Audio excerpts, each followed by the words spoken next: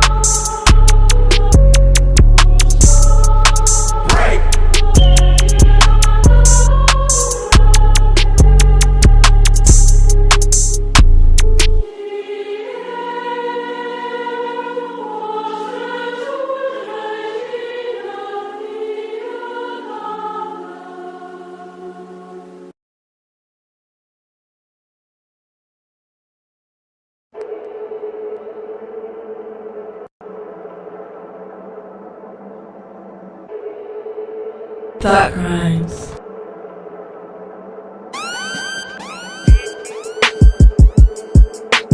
Come on, man.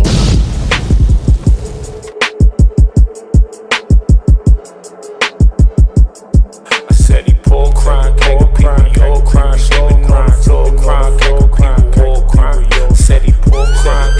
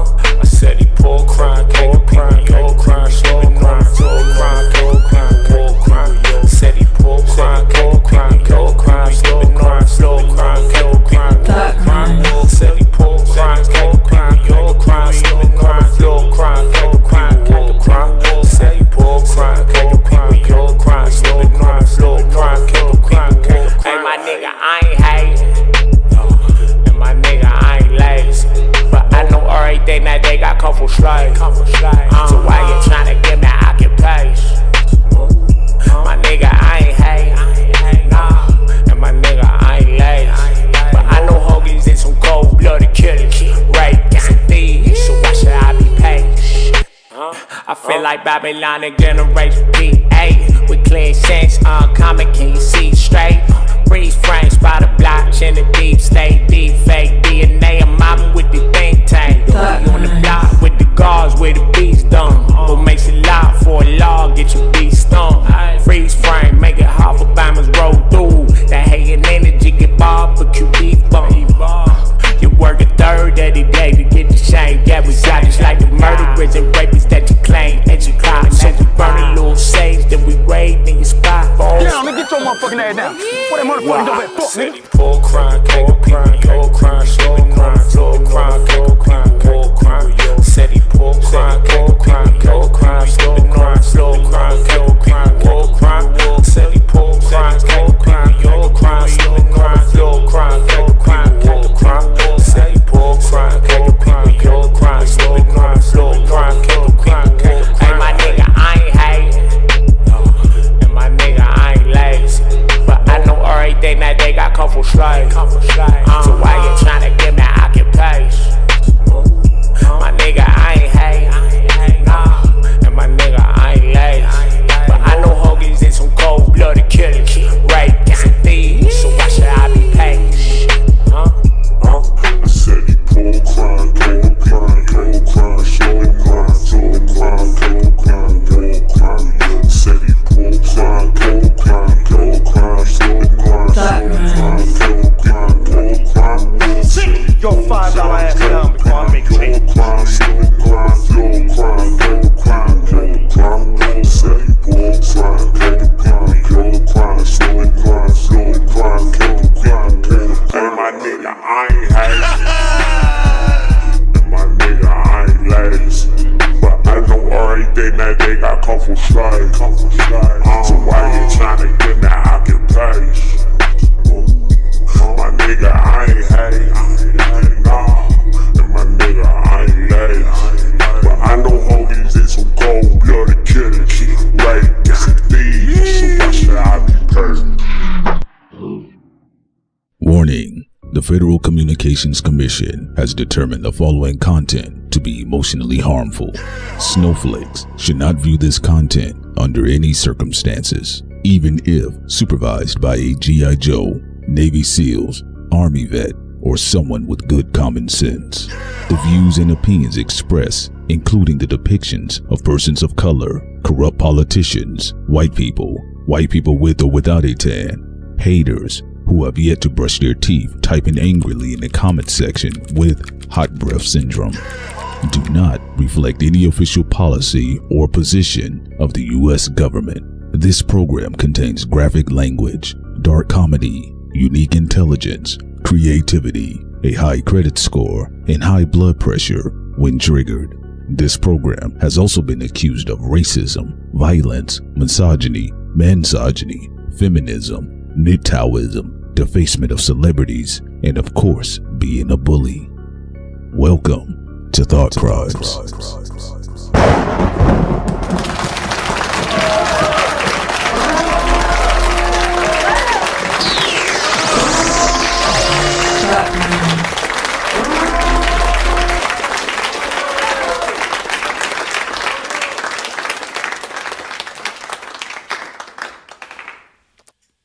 Good morning, everyone. Welcome to Thought Crimes. This is your girl, Sincere, and I'm here with... What's up, everybody? This is your man, P Solo, back in the building again. Ladies and gentlemen, good morning, good morning, good morning. Guess who's back? Guess who's back? Oh, man, my bad. You know what, said?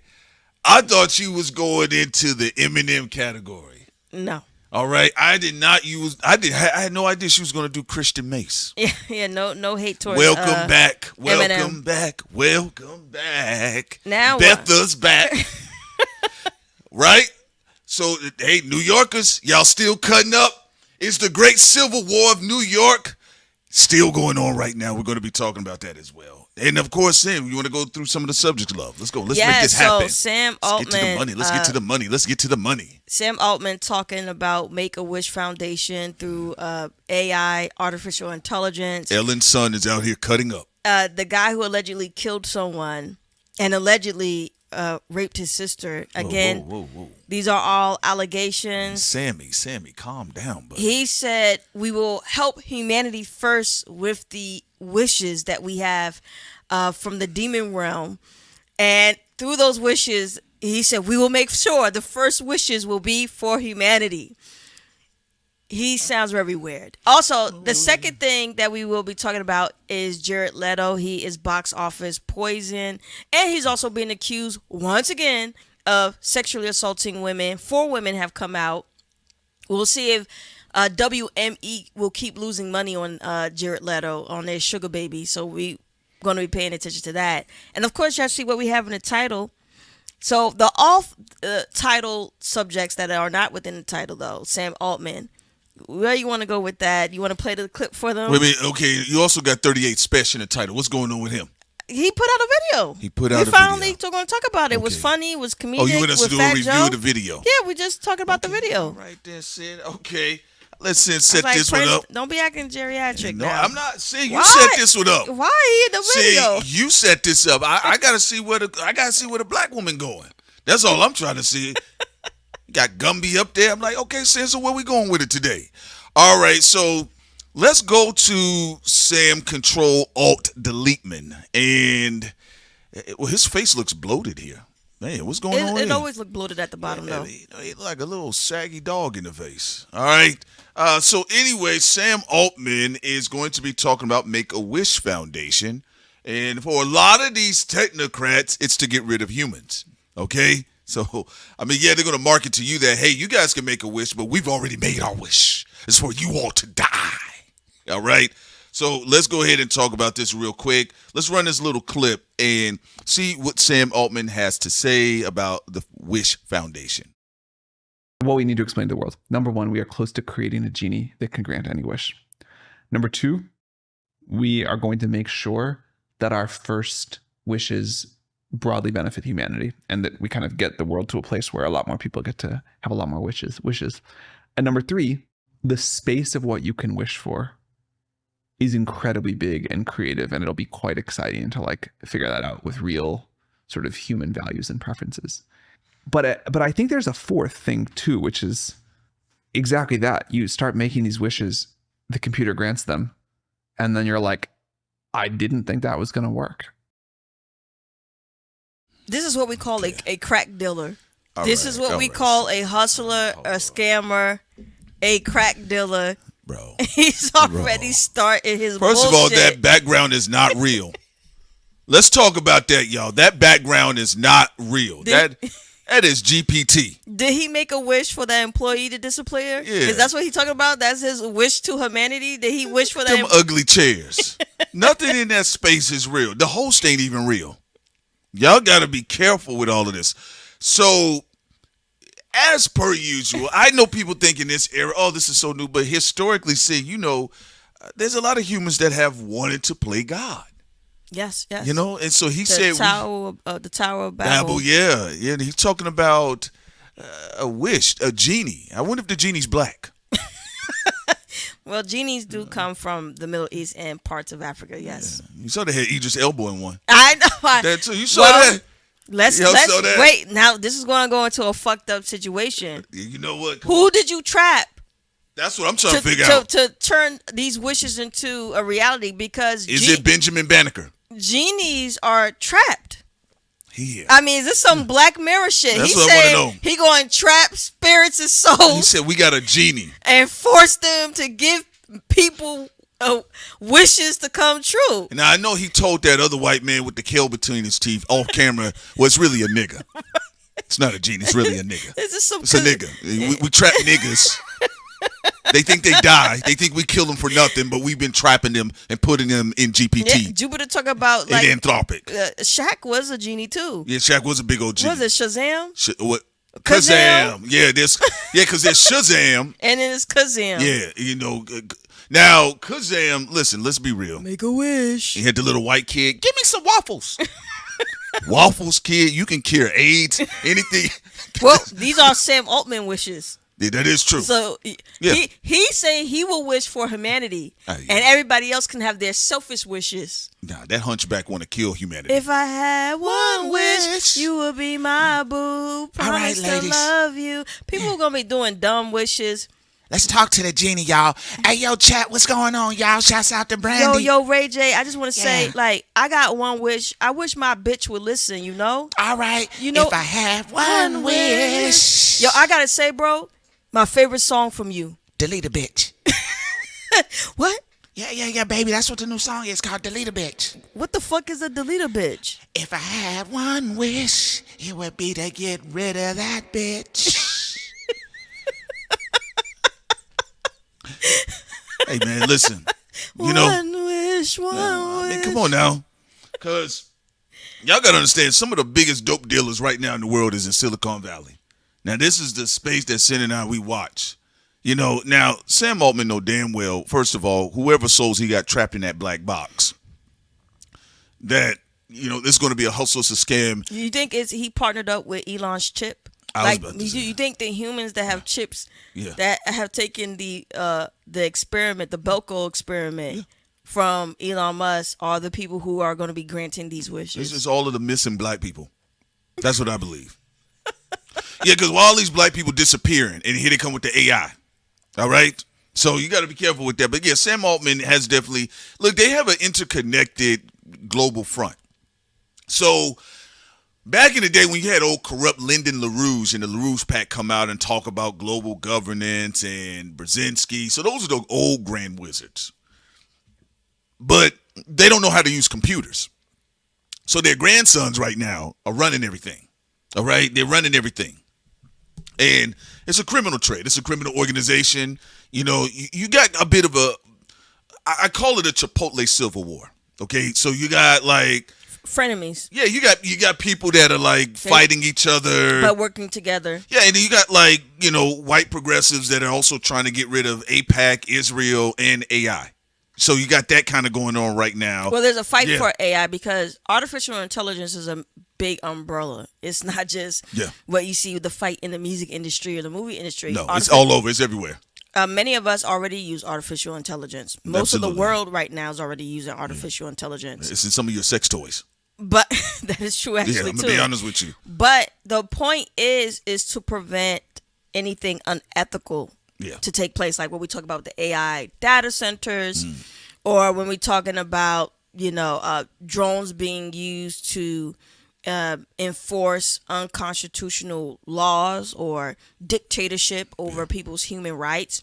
And these things are happening. Like, even when people are talking about the pepper spraying will be used for good, drones to stop. Oh, I saw that. Murderers from harming children, crashing into them people's chests. which is a great idea, but here's the problem. In 2015, we already saw y'all use those pepper spray drones in India and also in Gaza, and it was to kill children or to stop protests. It was not being used to protect children. And that's another Trojan horse that's a problem with these people. They want you to have believe in them and make a wish. Go ahead. Or jump off the ledge that they are pushing these incentives out for good. And None of it's good. And for humanity. It's the same trick as when Bill Gates said he's trying to cure AIDS and HIV in the continent of Africa. Or poop meat is to keep people healthy and safe. When I saw him drinking that poop water, I said, I don't know which one is you worse or Obama in that Flint water. Okay, yeah. Obama, you gonna drink the water? Yep. That's good. All right, okay, that's good. He didn't even put the tip on it. All right. He didn't even drink any of that Make water. sure you get Pookies to drink some of the water. We know hydration is good. It's safe for the Pookies It's to safe drink water for in the Pookies, the Ray, and Shanays. Let's get it. All right. So y'all know what time it is. Okay, so anyway, and since Sin brought it up about the pepper spray drone, see, that right there is a black person going to the store. That's how I see it. That's how I see it. You want to pull up Ferguson, Missouri again? Yeah. So the brother with the dresses, he was just walking down the wrongfully street. shot by drones. He was about like, who? He was just having a regular day. Yeah. He was about to go to the store, and then he saw militia, the SWAT team, They drew their guns at him. He's like, whoa. He's like, what's going on? Yeah, absolutely. Hell fucking no. Like Yeah. you said, that's somebody going to the store right there. That's Look. your grandmama falling off the table. That's somebody lying on you at the corner store. And they can't wait to go spray black people. Or the bodega saying, yo, he didn't pay. He's short 25 cents. And you got to be careful with these old racists. See, they'll fly right past the school shooters and go attack a mother putting her grocery in the back of the trunk. But I don't think. And they get off on that. I don't think white people should be cocky either. No. These drones are going to be used on them.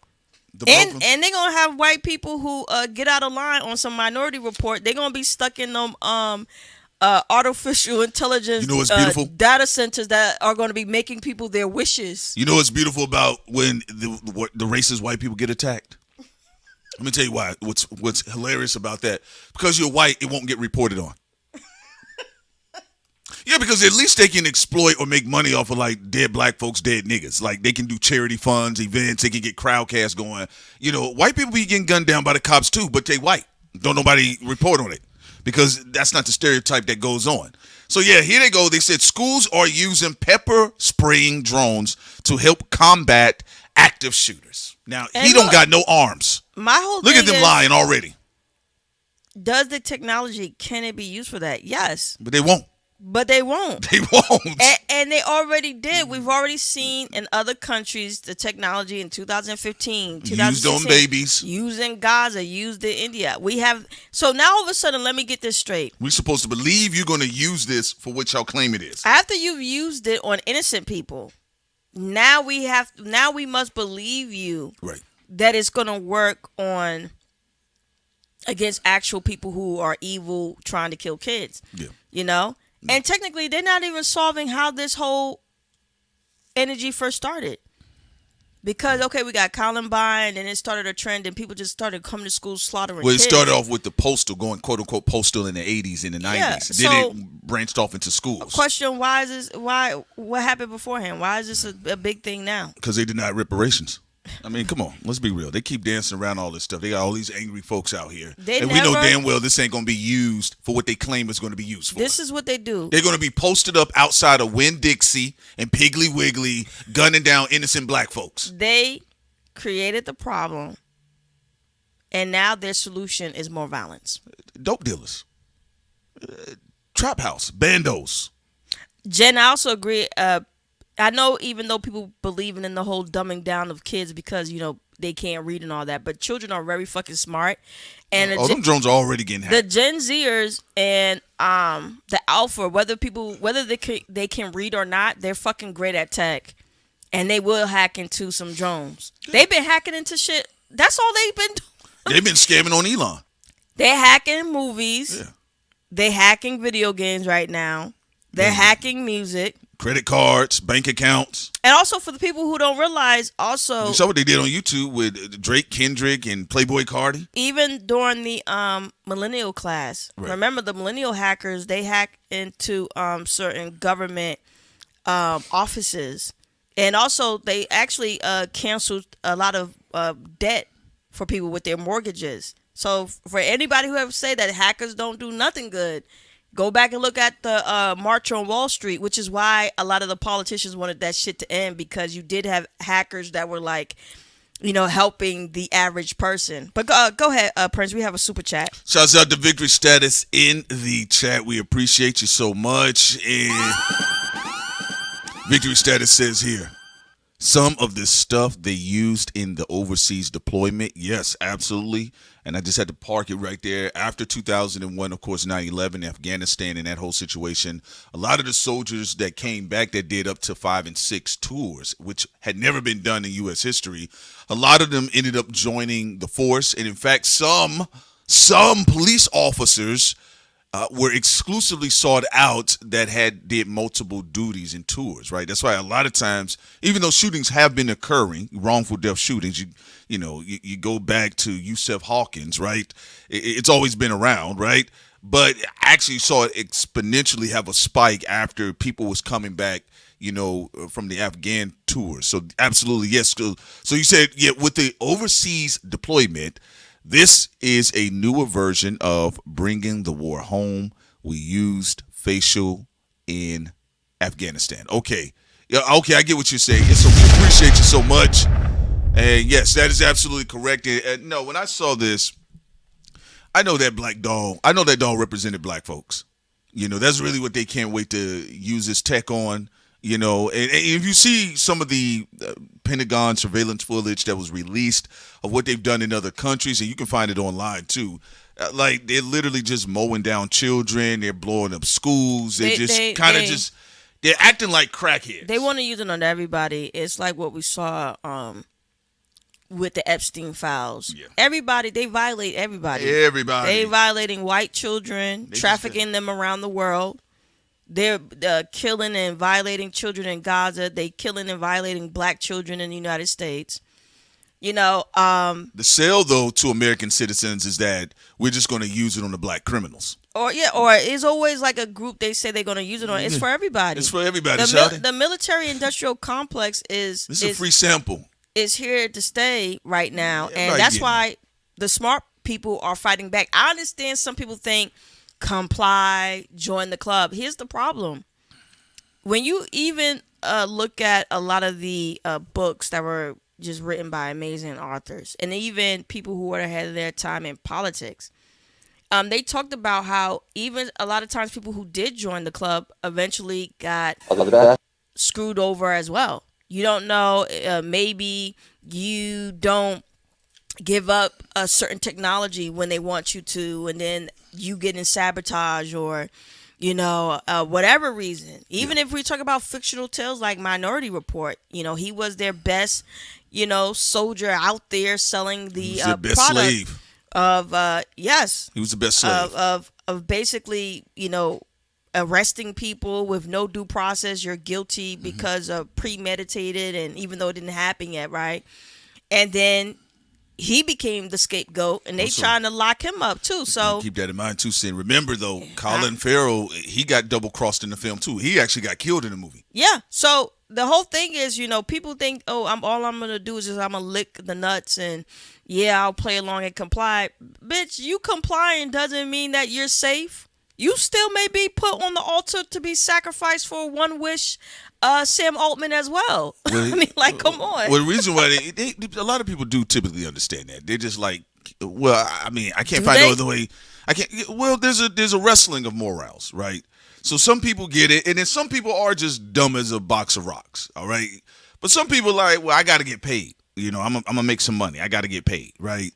And until you got to keep pushing that line further. Even in Minority Report, remember, Colin's character came in to check Tom Cruise's character as an enforcer of the enforcer, and then that enforcer got double-crossed and killed in the movie. Well, also remember, that happens all the time, too. And it was an experiment. It was only in selective cities.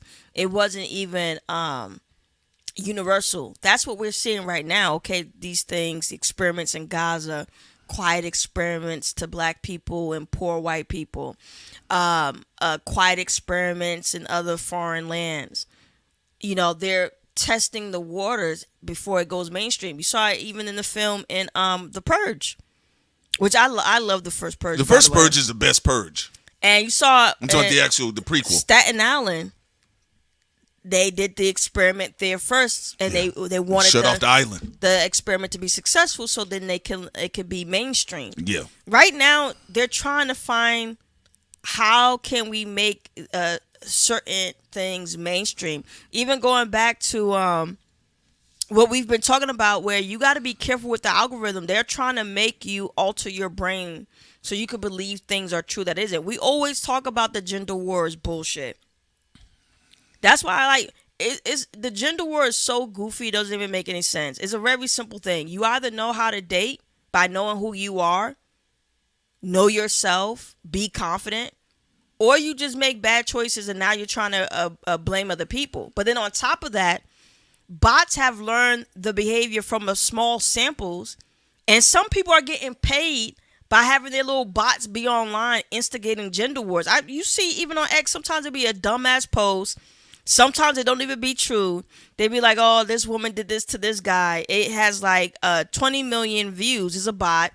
And then you have some regular people falling for it and then getting mad at each other. And somebody's, this is generating their crypto money. Oh yeah, shouts out to victory status here. Zaire Wilkins, 21-year-old, was arrested by the FBI for stealing 80 crypto wallets via Steam app. Yes. Yes, when people downloaded certain games, he was able to take their if they had if they had their crypto in a wallet on their computer, he was able to hack into it and take their. He didn't get none of the Tupac unreleased material. Nah, he going to prison. Yeah, so yeah, absolutely, and of course, this is going to be This is going to see more of this because as they're expanding a lot of this, you got to remember, keep in mind that they've been firing qualified engineers, and so yes, they are expanding the technology, but also limited qualified manpower. What you want to speak on? Why though? Yeah. You have a lot of engineers, even in Google, when it comes to Google, Anthropic, so on and so forth. We're going to get to the book Burning by Anthropic in a moment. Also, check out our Patreon. We have so much information for y'all stemming back for years on the Patreon about this with artificial intelligence, the good and the bad. Y'all can go look up and check out the stuff we have on Heritage Foundation and so many other things on the left and the right, Democrats, Republicans, the military industrial complex, and so many other things.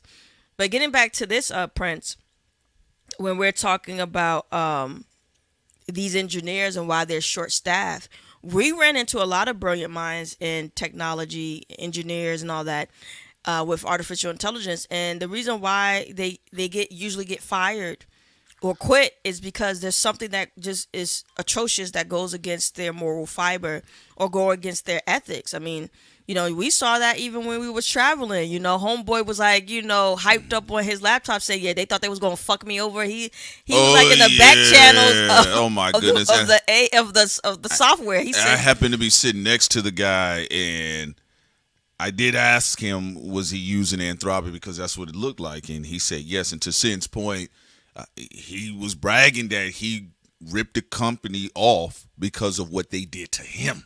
Yeah, and he said I was one of only few people they actually trained and knew how to use it. So they've pissed off some really intelligent people who, they know how to. The hacking game is up 1,000. But also, let's talk about some of these projects that are happening, even when it comes to Google right now, which is why I sent you a video, and I also posted it already on Patreon if people want to check it out, where he talked about the different projects and programs that they have that harm people and that they've experimented on right now with the children of Gaza with a lot of this weaponry and warfare.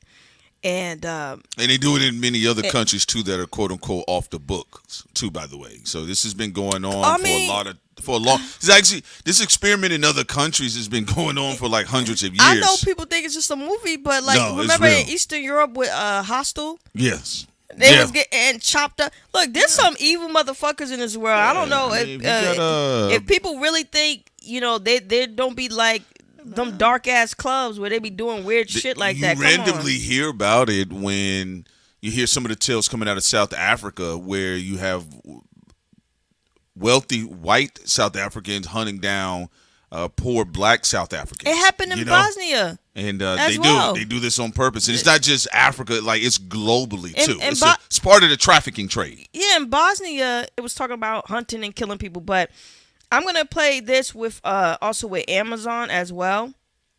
I want to play some of these engineers that you was talking about. They were leaving because they're like, "Yo, y'all doing too much." The people. This is how the people who really wanted to do the things to help humanity, they're being fired or quitting. The people like Sam Altman, who's like in y'all faces saying, "Oh yeah, we're gonna do it for good." If you was doing this shit for good, you wouldn't keep firing the people who actually. That is their intentions, and they're leaving your companies because they know y'all full of shit. But I'm going to play this real quick, Prince, because it's very important. Hold on, let me get to it. All right, so this is going to be for y'all. Y'all take a listen. When Amazon employees say something against project members, you fire them. That's what you do. You fire the employees. KI benötigt Unmengen an Ressourcen, an Strom. So they're in Sweden, and you already heard what he said with Nimbus, Project Nimbus, and how every time somebody speaks out about this project, people who are engineers, people who have worked for these companies, a lot of brilliant minds, a lot of diverse brilliant minds, they get fired, they get in trouble, they get silenced, and a few have even allegedly gotten killed. You have people who are trying to become more ethical consumers. They want to be more, have more ethics involved. They want to be more ethical, right? Consumers, right? And they've been calling for boycotts against Amazon. They've been talking about, boycotts against a lot of different companies because they believe that the cloud is also being used as a weapon. They say Israel's assault on Gaza has been described by the UN experts as a genocide. And they talked about how more than 65,000 people, Palestinians, have been killed since October 2023. And they're talking about how these different weapons, even from artificial intelligence, have been used to wipe out people. Okay, so for people that may not be aware of what Project Nimbus is, Project Nimbus is a cloud computing contract between the Israeli government, and a consortium of Google and Amazon signed in 2021. Under the deal, the two companies provide cloud infrastructure and AI services to Israel government, ministries, and the military. It's become one of the most controversial tech contracts in recent years. Employees' oppositions would include workers at both Google and Amazon have organized against the contract, arguing that it provides surveillance and AI tools that could be used against Palestinians. Google fired dozens of employees in 2024 after protests over the deal. Human rights concerns. Critics include some Google and Amazon employees, plus outside of human rights groups, allege the technology supports the Israeli military and could facilitate surveillance of Palestinians in the occupied territories. Company position is that Google and Amazon have maintained that the contracts is for general government cloud services, not weapon systems, and does not violate their AI ethic policies. Okay, it says, given how fast moving this topic is, it says here, Project Nimbus is a $1.2 billion cloud computing contract in 2021 between the Israeli government and, of course, Google, like I stated earlier, Amazon, AWS, providing Israeli government agencies, defense establishments, and military with cloud infrastructure. Okay, so the Israel terms for the project contractually forbids Amazon and Google from halting services due to boycott. So in their contract, you cannot stop the services just because there's a little boycott on the streets. Well, this is why, again, all love to Memphis Bleak and Jay-Z and all that. But this is why we said y'all can do whatever y'all want, but don't get involved or get in the way of people who's boycotting, because people can't boycott every company, but they can select a few companies to bring them to stop doing these unethical things and change their policies, and then the rest will follow. Well, so should, like what should mind themselves about that. Yeah, so because I personally, if I was a celebrity, I wouldn't put my celebrity in the way of the train of the people, because celebrity always gets trampled by people. Right, and so just to be real with you, of course, it's not just singling out Jay-Z or Memphis Bleak, but I'm just saying, like, people, they gotta comprehend. It's not about y'all. It's never. Even when Prince and I had a conversation, even with our audience, being honest, sometimes they do go after celebrities, but who have they not gone after? Sometimes we only think about the big names, or like, do you know activists have been imprisoned or murdered or sabotaged? And hell, let's even move past that. Okay? Regular people, even if you ain't even conscious, you don't have to be woke, awake, whatever you want to coin it as. You could be a regular Joe minding your business and you get thrown into a black site. That's what happened to some black people in Chicago years ago. Yeah, that's Or you know, even if you're talking about certain random citizens getting kidnapped and their organs being trafficked or being violated by the government. So I do think sometimes we glorify just celebrities and just worried about their safety and this and that. In hip hop media, I'm talking about. I know other people have, to some degree, have moved past that, but they're after pretty much everybody. They want entire populations to be brought to their knees, to be controlled. They want them to just fall in place. And one thing, this is something even B-More and I talked about off air. As much as I'm into futuristic stuff, I've always been a nerd for technology. I love technology. I don't have an issue with artificial intelligence. I just don't like the people who are in the power seat of it. And some of these people allegedly have stolen the technology too. The biggest issue I have with artificial intelligence and the Sam Altmans and all of them, they're trying to trap people's souls. They're trying to think about if your spirit, if your soul as a human on some Black Mirror shit, the Black Museum, right? If you was, your spirit, your soul was to be trapped on this earthly plane for thousands of years, suffering. Because remember, in the Black Museum, he had neo-Nazis jerking off in front of the dude and all this other weird shit. Yeah, you know. And think about you being stuck on some ultra carbon shit in prison here for 5,000 years, 10,000 years with grotesque. Yeah, because part of grotesque people. That's the biggest ick. The part of immortality is also eternal slavery. In the wrong hands, yeah. That's the part of it, though. It shouldn't be in anybody's hands.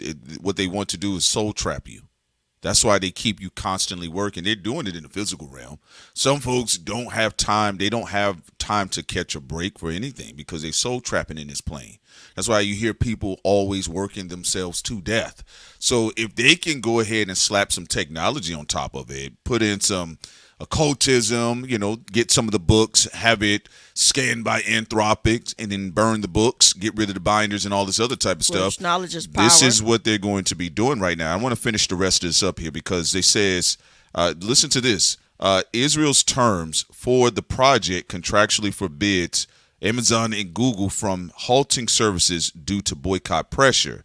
And leaked documents reveal Israel mandated a clause preventing the companies from restricting cloud services to the government units, even if those units violate standard terms of services. Data secrecy.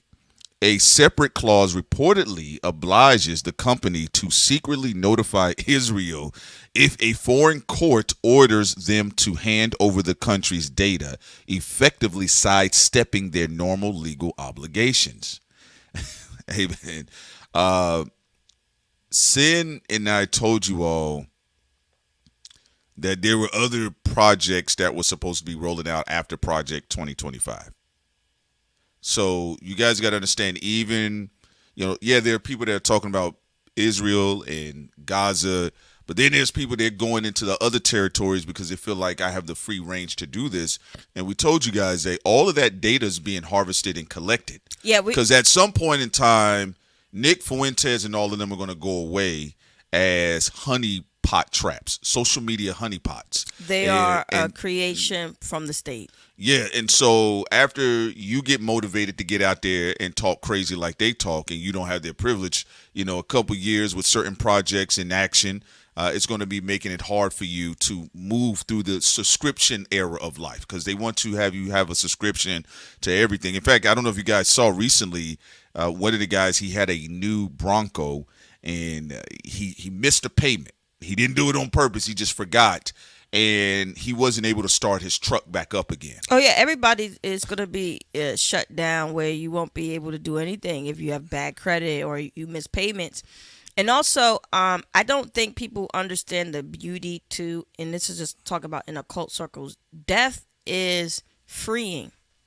If you someone who suffered on this earthly plane for a long time, and you are also given the gift of it to end, No one so far lives forever. Eventually, we all die and perish, right? Where a lot of these technocrats that are like Sam Altman and Elon Musk and the rest of them, that they don't want death to even exist. They want souls to be trapped on the earthly plane and transferred around in the material plane and stuck. That's the conversation that we're having, and they're trying to frame it as the positive, but not enough people are talking about the negatives of what this means. And also, people who mock occultism and all this other stuff, well, I don't think it's too funny now when you see this is how these people talk. I remember years ago, we told people it doesn't matter if you don't believe in astrology or numerology. It doesn't matter if you don't believe in magic and all that. We said you should learn these things so you can understand the language and what they're doing. Whether you believe in it or not, you have power hubs that literally control the rest of y'all lives and how y'all are going to move in the present and future. These people are literally buying up ancient occultic books, hiding it and storing it in their homes, and some of them getting rid of the books altogether because they're like, well, we saved it with our artificial intelligence. The data has already been absorbed, going to this Anthropic situation where millions of books, Anthropic destroyed millions of books. So this is the thing. So the artificial intelligence is going to be the gatekeeper of knowledge that once was known by humans and now is no longer. It's their Library of Alexandria. So that's what they're going to be doing. And I'm going to give you, because I want to keep the pacing of this is very succinct here. So we're doing a good job. And shouts out to you, OC in the building. We appreciate you. So that's why I say there are literally two realities on Earth happening at the same time. Awake time reality and sleep reality, meaning sleeping in bedtime, aka dream world reality. We appreciate you so much. Now, the reason why I want to break this down is because I'll give you an example, because a lot of this shit is a trap. Okay?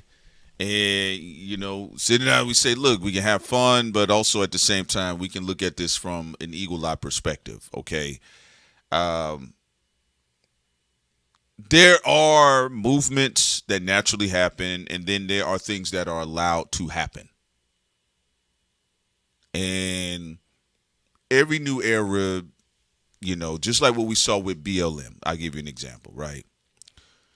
There were natural things that were taking place on the ground. If you live in a black community, you already know you're sick of seeing cornbread boys coming in and just shooting people when they feel like it. That has always been there. But when you start seeing things mainstreamed and platformed, money is to be made and agendas are to be executed.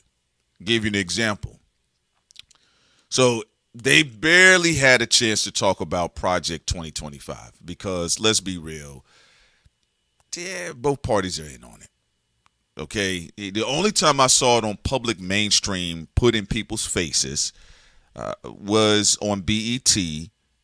What's the sister? Taraji P. Henson. When Taraji P. Henson said what she said.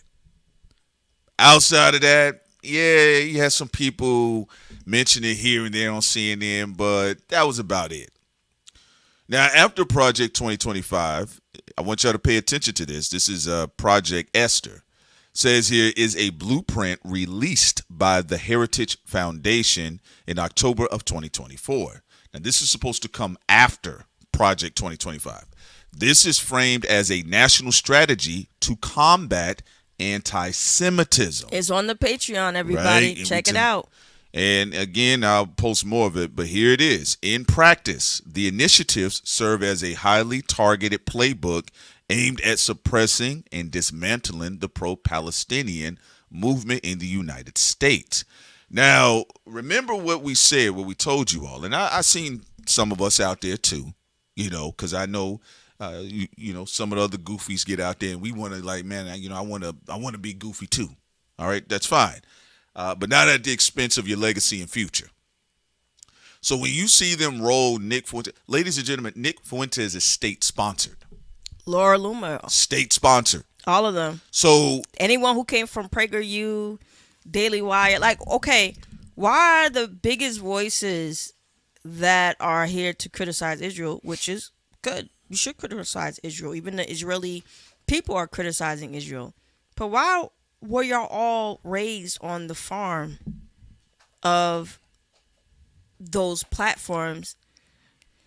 because And the it's people who have direct ties to Israel, like Dennis Prager and Ben Shapiro, because unless they're out there soul trapping. unless you're trying to set people up as well, which is a possibility, or distract from the people who've been, fighting against these tyrannies for a very long time, to turn it into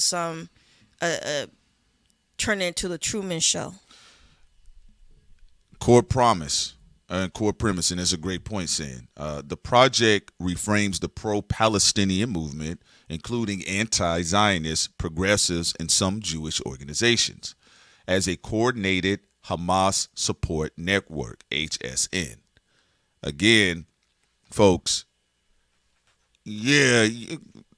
what they got online for you to be lured out there and acting an ass like Nick Fuentes, he serves a purpose for a reason. But this grand energy, this is data harvesting. People are like, oh, well, it's just no, they're allowing all of this so they can data harvest, and then that way you can be taxed somewhere to have access to the internet. I mean, if they're talking about merging the military, if they're talking about also focusing on black people, because black people by their very nature in America are organic disruptors. Black people have been disrupting industries for a long time, and industries have reappropriated themselves based on what black people are doing. It's a fact. And again, I've said this before. I'm not here to laugh at any human suffering. I don't think that's cool. I don't think it's cute. I don't care how angry I am at something or somebody. You don't laugh at babies getting blown up. You don't laugh at women and children and fathers and wives trying to duck up under different infrastructures from the fire above.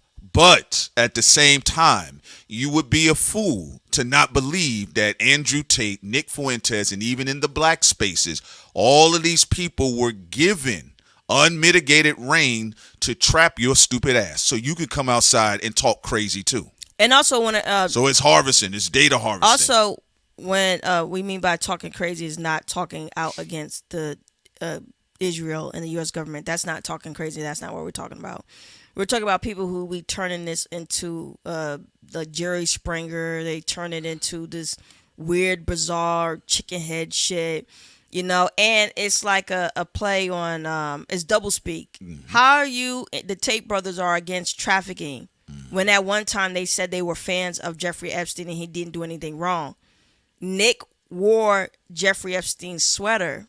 There you go. And now some of them saying they're hiding behind comedy. Get the fuck out of here. If you were truly independent and you never was taking photos with Laura Loomer, then okay, maybe. But anybody who's been over there with the Daily Wire, PragerU, all these type of stuff, they always have to be looked at with suspicion, especially when you say you're against traffickers, but then you traffic.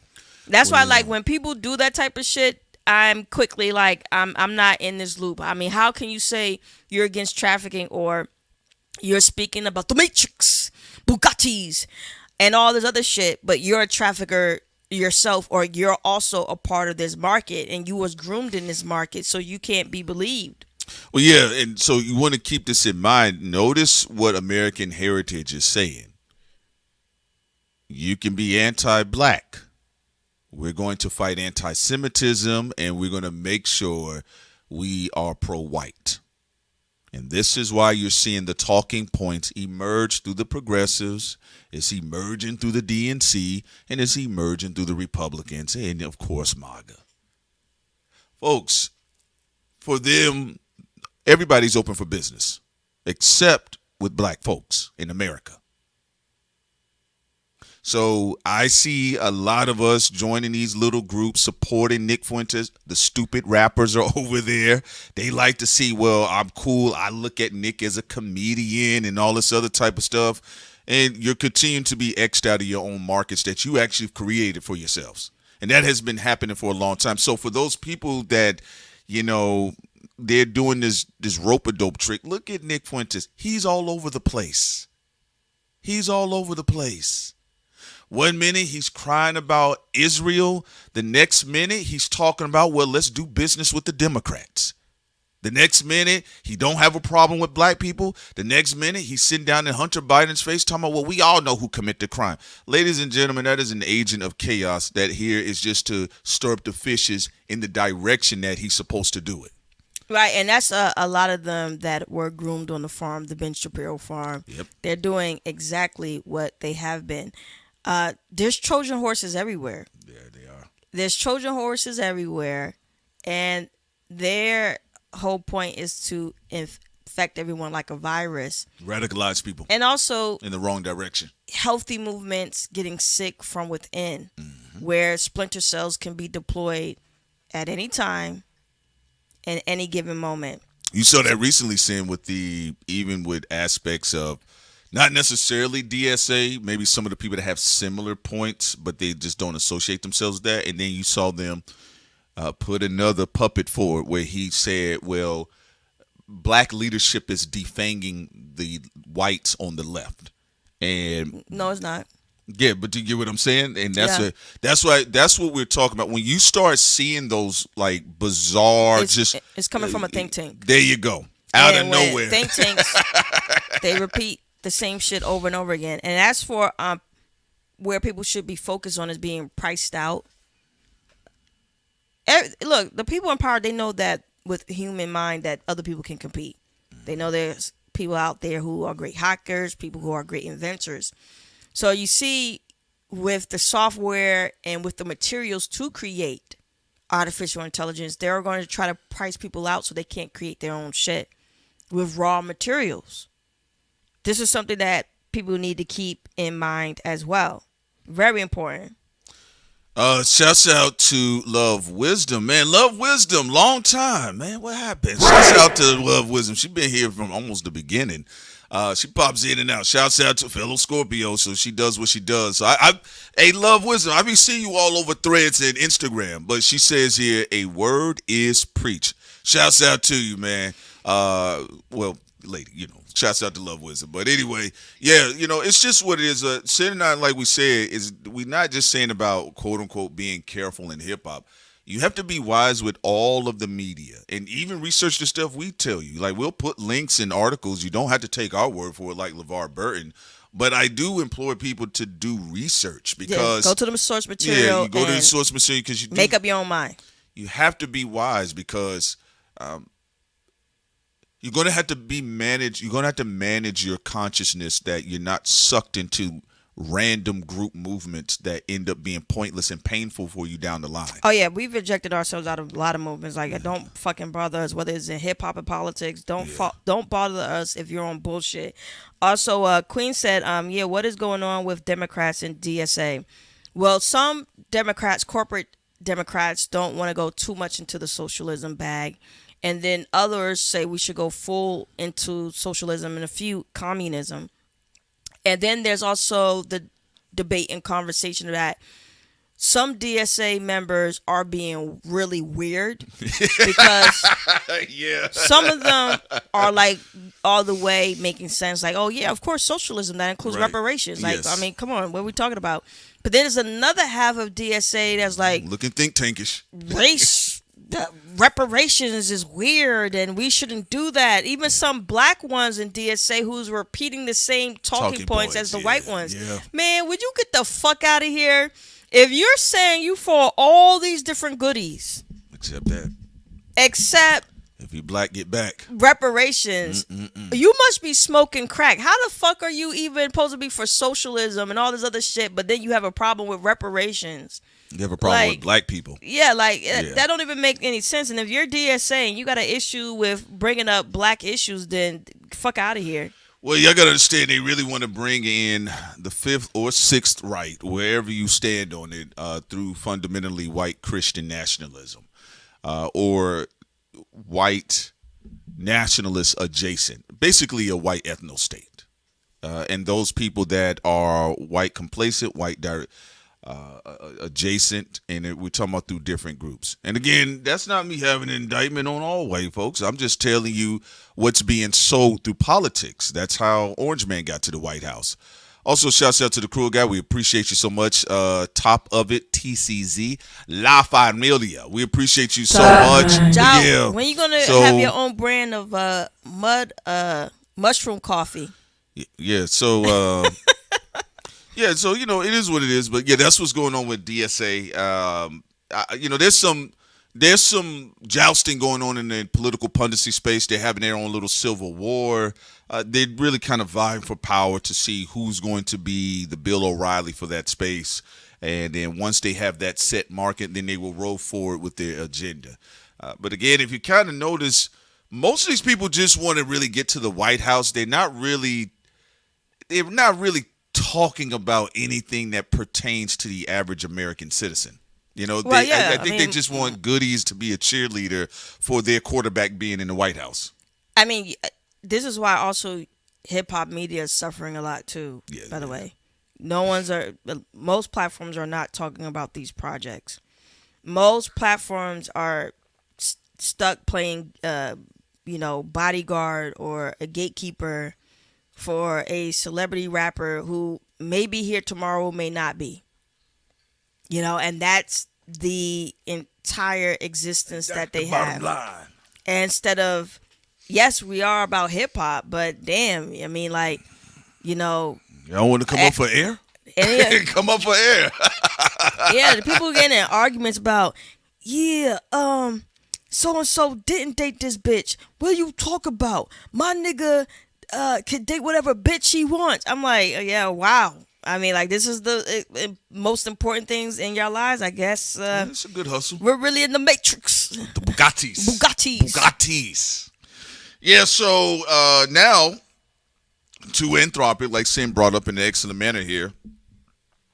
Anthropic is kind of going through it right now. They ran an internal program, Project Panama, buying millions of used physical books to train Claude. All right. Vendors used hydraulic cutting machines to slice off spines, then fed pages through high-speed industrial scanners.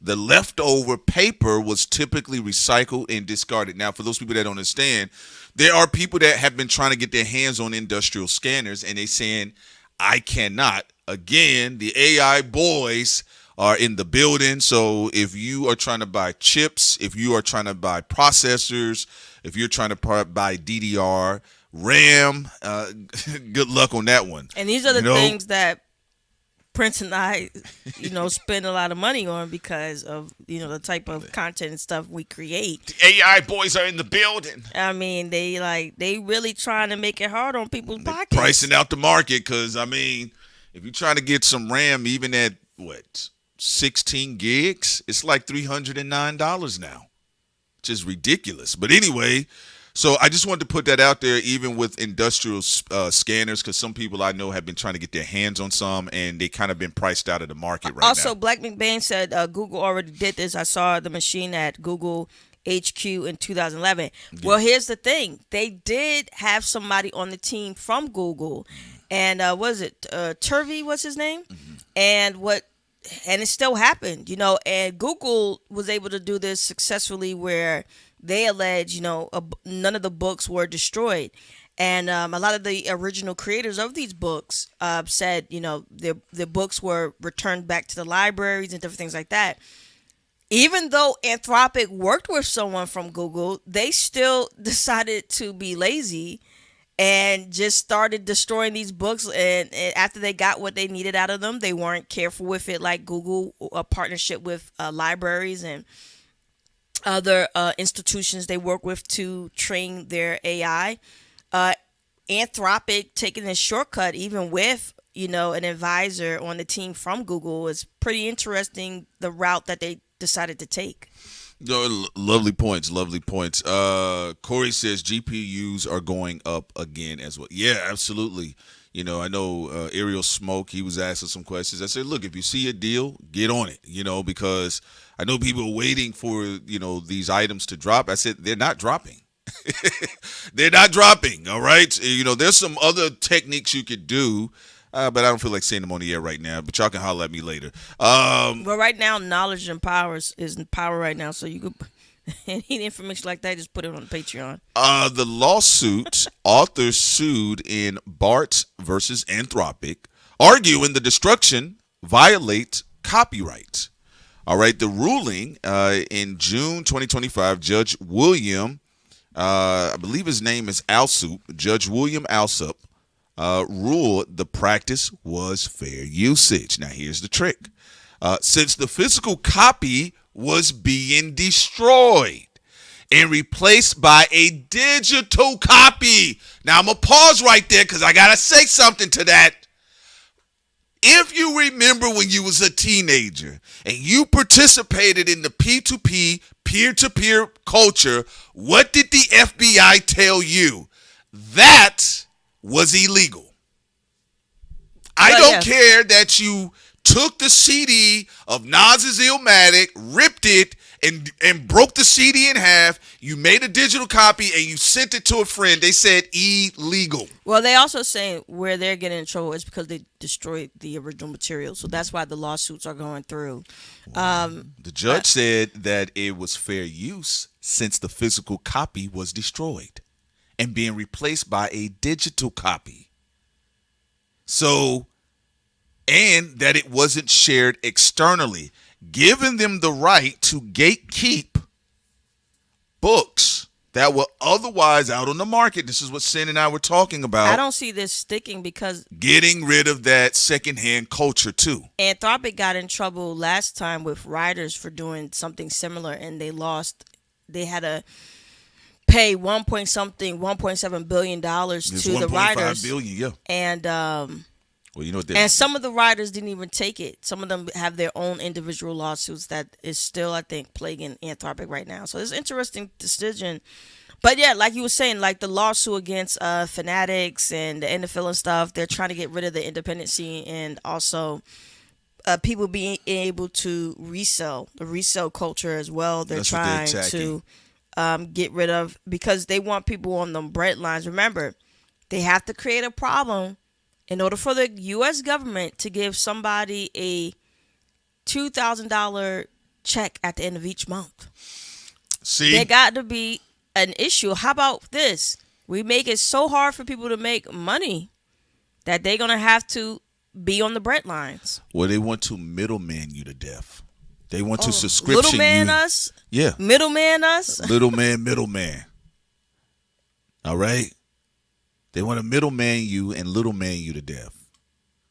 So instead of you being able to go deal with your neighbor, they want you to go through a streaming platform with a subscription that starts off at $12. By the end of the year, it's up at $45 a month. Okay? So, again, the judge ruled that the practice was fair use since the physical copy was destroyed and replaced by a digital one that wasn't shared externally because they're going to gatekeep it, right? And you got to pay to have access to it. It was one copy replacing another, not new infringing copies. You say this newspaper. Like you said in the chat, Bryce, high-level piracy, but go ahead. In order for them to, a lot of these newspapers to survive, like Bloomberg and stuff, you have to pay for a subscription for New York Times and Bloomberg and stuff like that. No, she's right about that, you know. And so, but that's also gatekeeping information. Like when it comes to you're a journalist and you just, basically, you covering stories that are important. I try to look when you talking about, Project Nimbus and, have to pay that subscription. So also, Mr. Dark Horse says here, seeing that someone was showing them having to have a subscription to apartment keys. Yes, subscription to apartment keys subscription to certain items within your car, subscription to printers in your home. There's people online. You can type it in on TikTok. People's printers are stop working because they haven't paid their $7 a month subscription. Again, folks, this is what you call taxation. Also, it makes it easier to assassinate people too. You know, think about it. You're a high profile target. You're in a vehicle completely controlled by a computer. Yeah. They can try to make your death look more realistic. It's just a car situation malfunctioning. Gas pedal got stuck to the bottom of the floor, and then people report on it online, and then other people say you're a conspiracy theorist. Also, shouts out to Bissanita says here, facts, Pisolo, I know with all of the music files I've shared back in the day, I know I'm on the FBI list somewhere. Shouts out to you. But yes, Sin, continuing here, this is what you were speaking about. Separate settlement. Anthropic also settled a related claim over a library of pirated digital books for $1.5 billion, which is chump change to them because the valuation of the company is over $1 trillion. Yeah, and they have government. I personally think that whole situation with the Trump administration and Anthropic was theater. Of course. We said we didn't trust it. People was like, yeah, Anthropic, they're for us. And they went and clawed. And all that. I said, this is some theater bullshit. They're part of the regime, too. Might as well have Stone Cold Steve Austin jump out the ring. Like, come on, now, stop. Because sometimes people's beefs be fake just to throw you off from. And that's the bottom line. Right. It don't be anything real. But, going back to this before we get into the hip-hop commentary of 38 and Jada and all that. I'm gonna read the last 2 points here too, by the way. But then you can go ahead. You can finish with your thought, though.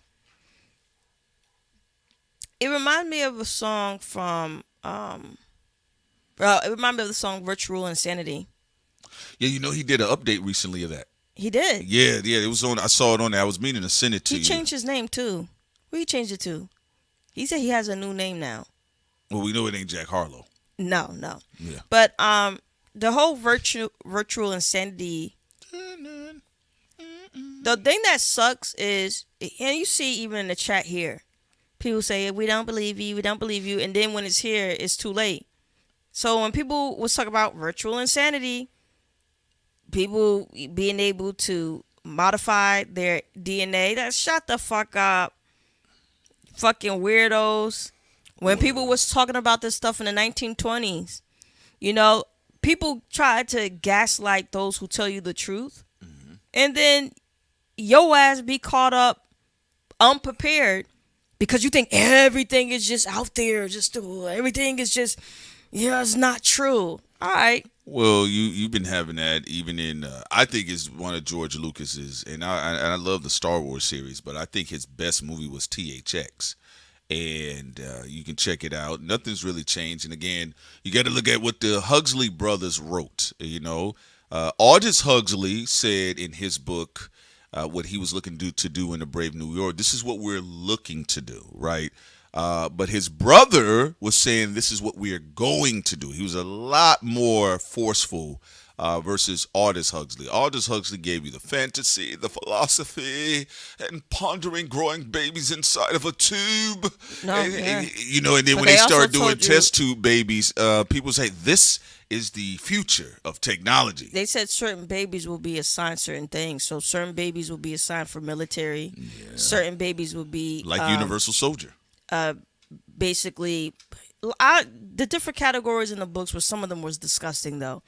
But also just to get back to this, like what we're talking about with all of this artificial intelligence and what the future holds, it's going to be very important for people to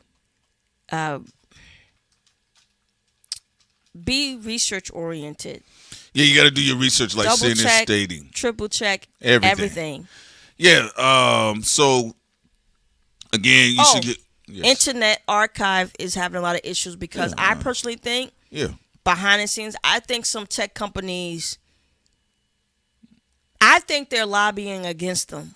I told you about that. We talked about that. Yeah. No, yeah. I know, but it came up again. They're having Oh yeah, issues again. yeah. No, I know. 'Cause That's why they keep getting attacked. They get an attack again recently. It happened a couple of days ago. Okay, again, data harvesting information and the Internet Archive.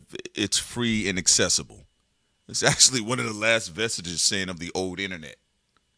So they're trying to kill the old grandmama on the hill. All right, yeah, but it was Aldous Huxley and his brother, his wicked brother. They both were wicked, but his brother Julian was a lot more gangster with it. This is what we will be doing, and that whole family tree, it goes all the way back to Charles Darwin too. So they kind of all be loosely cousins with each other, and they all got the same stank energy about humans. Okay, so. Anthropic also settled a related claim over a library of pirated books, digital books, for $1.5 billion. This is what Sin was referencing earlier. The controversy, critics called it book burning, citing risk to rare foreign language and out-of-print titles, which they have openly admitted that, we did burn a lot of one-of-one copies. We don't care if it was the first Bible. Yep, it's digital, getting burned in the physical. And so, in out-of-print titles whose last physical copies were destroyed. Unsealed documents also suggest leadership knew it would look bad publicly.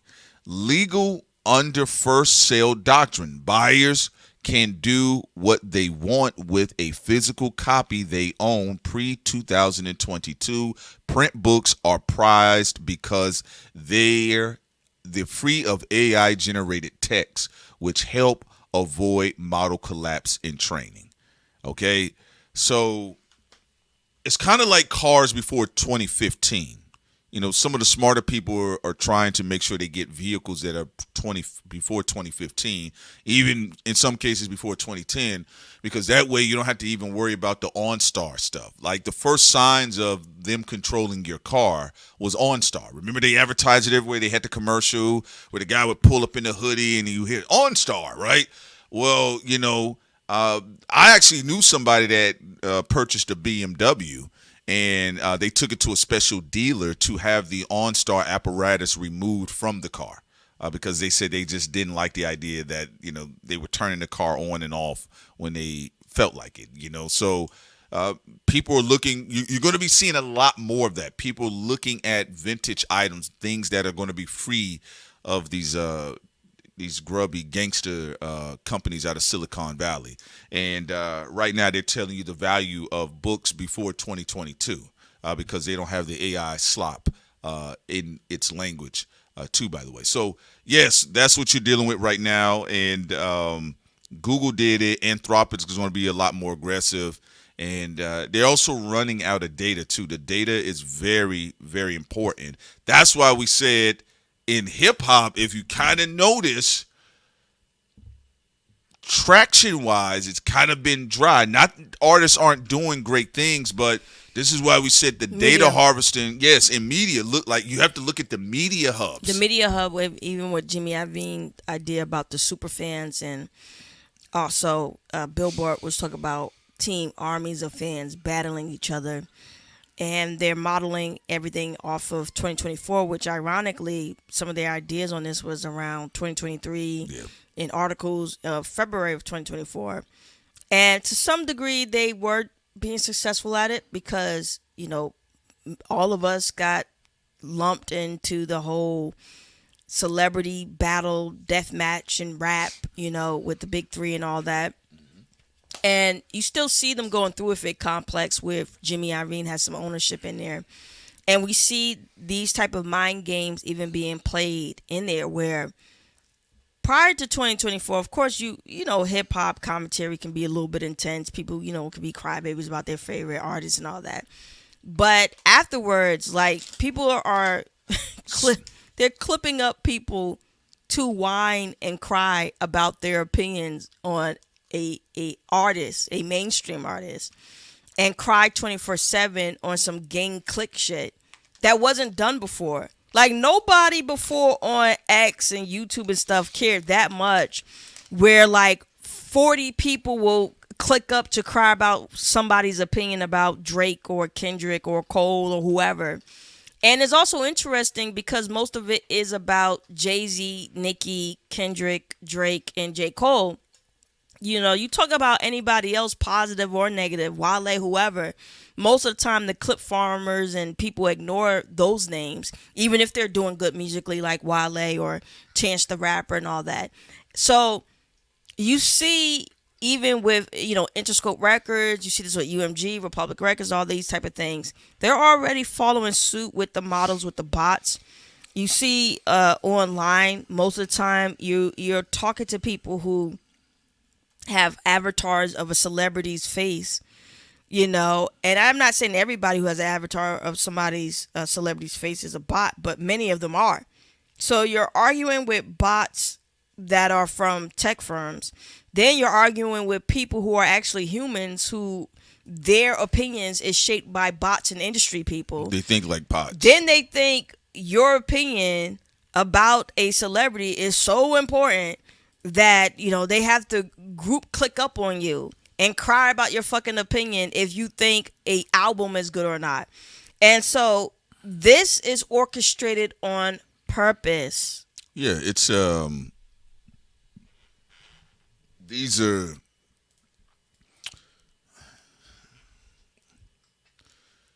all I can say is that some of the stuff I'm seeing in hip hop, people trending because of their opinions, it's a bitchy policing culture. You know, if they're having a hard time with the opinions of Drake and Kendrick, I don't think they could have survived on my block growing up. It's like, I mean, like if we felt an artist or we thought an artist was trash, like we said all types of inflammatory shit to each other with my friends growing up. Well, to the point they're making digital brown shirts where... Yeah, we talked about that, digital brown shirts, yes. It's not about, man, let's have a debate about music or even a fun roasting session. You're right. They're trying to say certain people are bad human beings. That part is very important. They're saying you're a bad human being because of your opinion about an artist. Based off of your artistic taste, yes. Right? Artists you like or dislike. Now it's supposed to be a part of the algorithm and the botting process in these masterminds and middlemen in the industry, in the music industry, where now the focus is you are going to be described as a bad person or a stupid person or a good person and get locked into certain algorithms based off of that. And that is who you are. Your entire existence, people are going to summarize you off of... That you didn't like this rapper. Off of the energy of not liking or liking a Kendrick or a Kanye or a Drake or a Nicki or a Jay-Z. And that's how you're going to be summarized as a human being. And that's why, yeah. It's so... When you really think about it as a whole and you look at it, you're like, wow, this is really dumb. Like, this is actually here's something that is of low intelligence, but people are still getting absorbed into it like the Blob. Well, it is the Black Mirror. Eddie or E Dizzle, excuse me. And Cindy, you're right about that. But listen, Cindy and I, we said this was coming. You know, we talked about it because there are other aspects of technology you can see that it comes through hip hop eventually. And again, the tech boys are in the building, so they're going to be making money. And if they can use an artist as an effigy to make money, don't matter who it is, they will do that. Again, this is about the super fan face-off now. That's why you're seeing so much teams play against each other. You would swear this was the NFL. All right. Also, shouts out to Victory Status said, I had a page saved about 5 families that owned the military. It's a 501 era now. Yes, when y'all come across that information, you need to save it. All right, but we appreciate you so much. Shouts out to Victory Status. But no, speaking of hip-hop, yes, absolutely. 38SPESH did film a video to Fool's Mate. And there's some of the things that I felt he did that would work at the very least in his favor because the type of artist he's going against, Jadakiss, is not only, like I said, is someone that fans and culture is going to fight for, because Jadakiss is really, he hasn't missed with any verses. He's always been on point, and Master penship. Master penship, and usually Jadakiss's lyrical career is a flawless victory. Now, with that being the case, what I said at the time with 38SPESH, I said, you know, it's cool. Punchlines are going to be cool, but Jadakiss, unlike Fabulous is not really a funny punchline king. He's a dope punchline lyricist, but Jadakiss is actually a very funny nigga. So I would always say, you know, when you're dealing with somebody like that, you're going to have to come in with some jokes yourself. And 38SPESH, I will say the video, very funny. I think it added more energy to the song. I actually think he should have dropped the video first. I think he should have, you know, put that out there. I think it would have had a bigger impact too, especially when he had the little kiss at the end. Hey, you crazy. You crazy. I thought that shit was funny. I think also the fake Fat Joe was very funny. Oh yeah, when he wasn't making sense. Little comedy sketch, but also he's playing on the whole that whole thing that people have where they be like Fat Joe be lying all the time. Yeah. So that whole inside joke, he went and he played on that. And 38, you know, being from that whole New York energy as well, like Jada and Fat Joe and the rest of them, he's a very interesting character because he is a really good lyricist. He also has a pretty good comedic timing himself. And just the background story of it, why he focused on Jim Jones more. Jim Jones came out, and a lot of people say he was talking about like 38's dead brother and stuff like that, or you know, Jimmy was talking really crazy. If you listen to Fool's Mate, he doesn't really say anything that crosses the line with Jada or Fat Joe with No Return or DJ Khaled. He went further with Jim Jones because Jimmy went further with him. Now, we're not going to play the song. We already played it plenty of times on our previous live shows. But it is an interesting battle because, you know, Jada and 38 both got their own strengths. And I personally think when Jada did respond when he dropped the video, when he gave like 2 bars to 38, Fat Joe was in the video, DJ Khaled was in the video, and Stove God, they dropped the video. It was a really nice video. And then 38 said, okay, I knew y'all was going to do something like that. Then he dropped his video, and comedically, his video was very funny. Yeah, when he had Tough Pizza in there, hey, nigga, I'll walk you down. I thought that shit was funny. But I will say, you know what, Sin? This was good, Sin. This was good because we didn't really review the video. And I actually had thought about doing a Patreon about it at one time, but you know, we started doing some other stuff. But the only thing I'll say is that with Jadakiss is a veteran, man. Now, I don't think veterans are invincible. I don't think they're immortal. Changing of the guard, the action of changing the guard exists for a reason. You know, there was a moment where AI crossed Jordan. But Allen Iverson said, man, Michael Jordan was still so good. He said, I gave Michael my best move, and he still caught a piece of the ball when I went up for the shot. All right? I said before, though, 38SPESH would really, like Sin brought up brilliantly, with somebody like Jadakiss, niggas, y'all only got one shot. You got one shot. The nigga said he's half Shinobi. So you only got one shot, which is cool. What I will refrain from is tweeting online about they're using ads against me.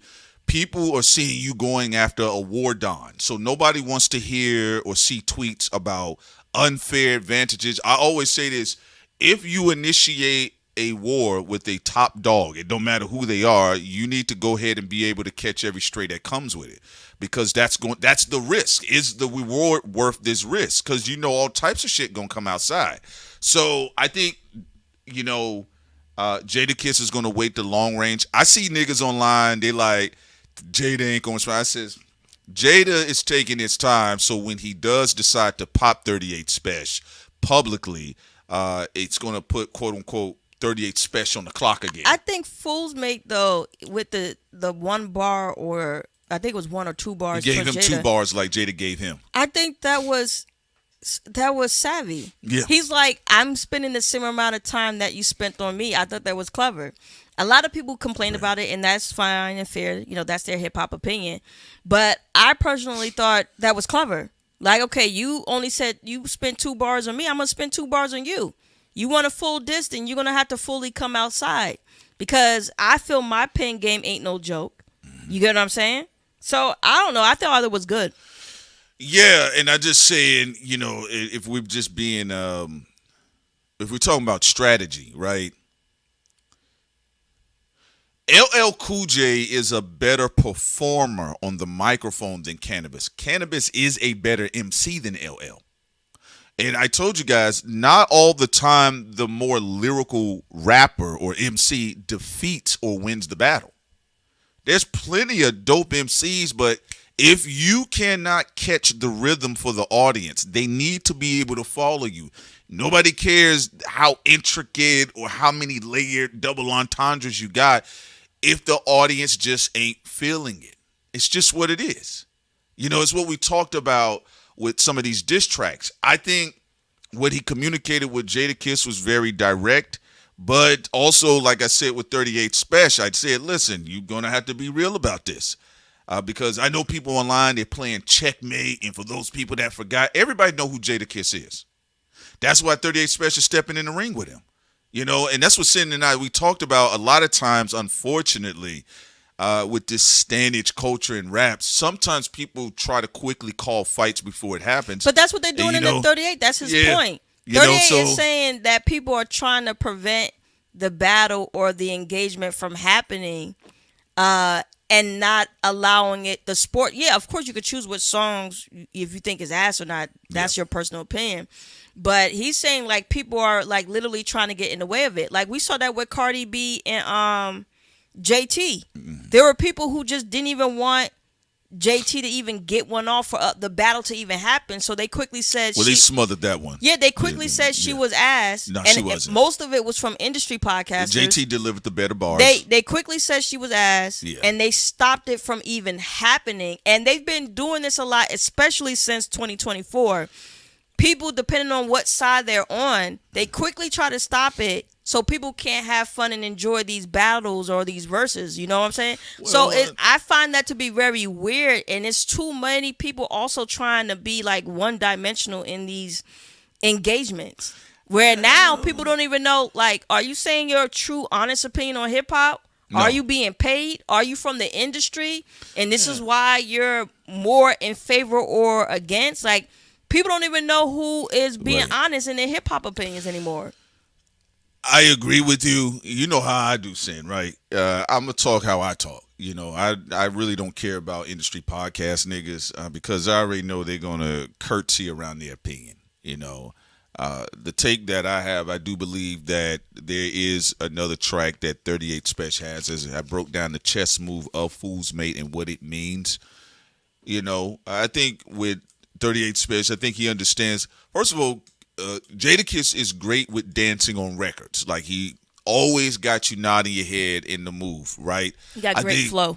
Great flow. I think what he did with Jim Jones, that's just because it's Jim Jones. I keep telling people that. You know, that's kind of like a easy pop on the head. Let me make an example of you. And Jim Jones got really disrespectful. And Jim Jones always does that. But he always do that. He always does that. He did the same thing with He's the one that said he wanted to smack Nas. He did it with Pusha T. He did it with Pusha T. He said something about harming Pusha T's brother. Yeah, that's what Jimmy does. Yeah. Jimmy always does this. Jim Jones always takes it to 100. That's why when Jim and also 50 Cent got to it, 50 Cent did what he did. Now, to your point, because you know what I try to do, Sin?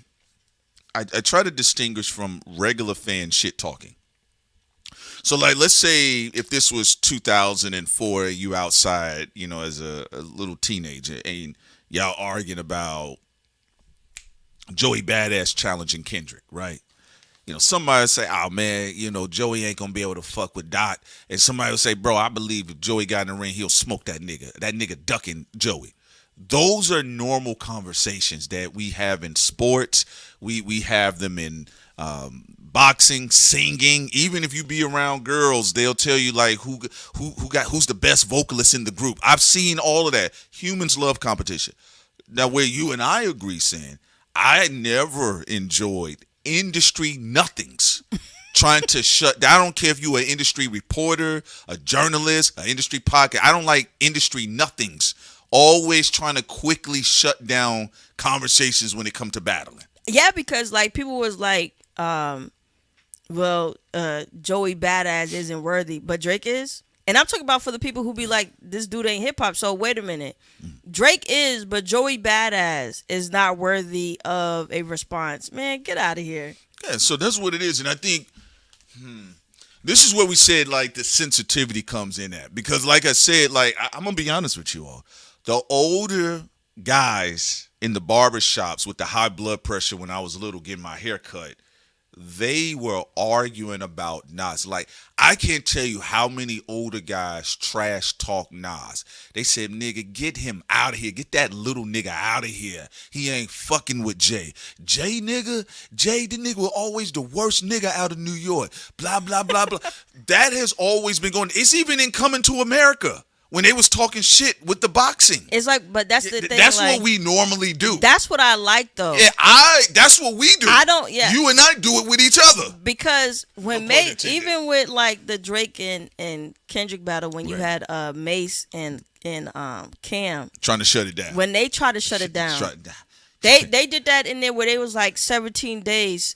It's too late. It's too late. Nigga, who said that? Where did 17 come from? Right, so 17 days, it's too late. It's like Mace and Cameron, why y'all trying to shut down the battle before it even begins? And we've seen it with the Cardi B JT thing from industry people.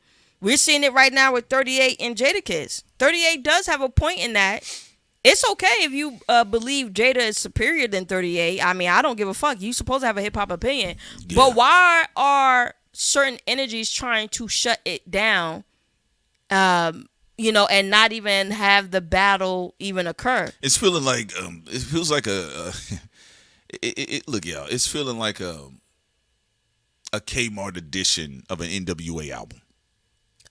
That's what you niggas are trying to turn hip hop. And I'm really talking to the industry podcast niggas. Like it's all this restricted censorship shit that I never paid attention to.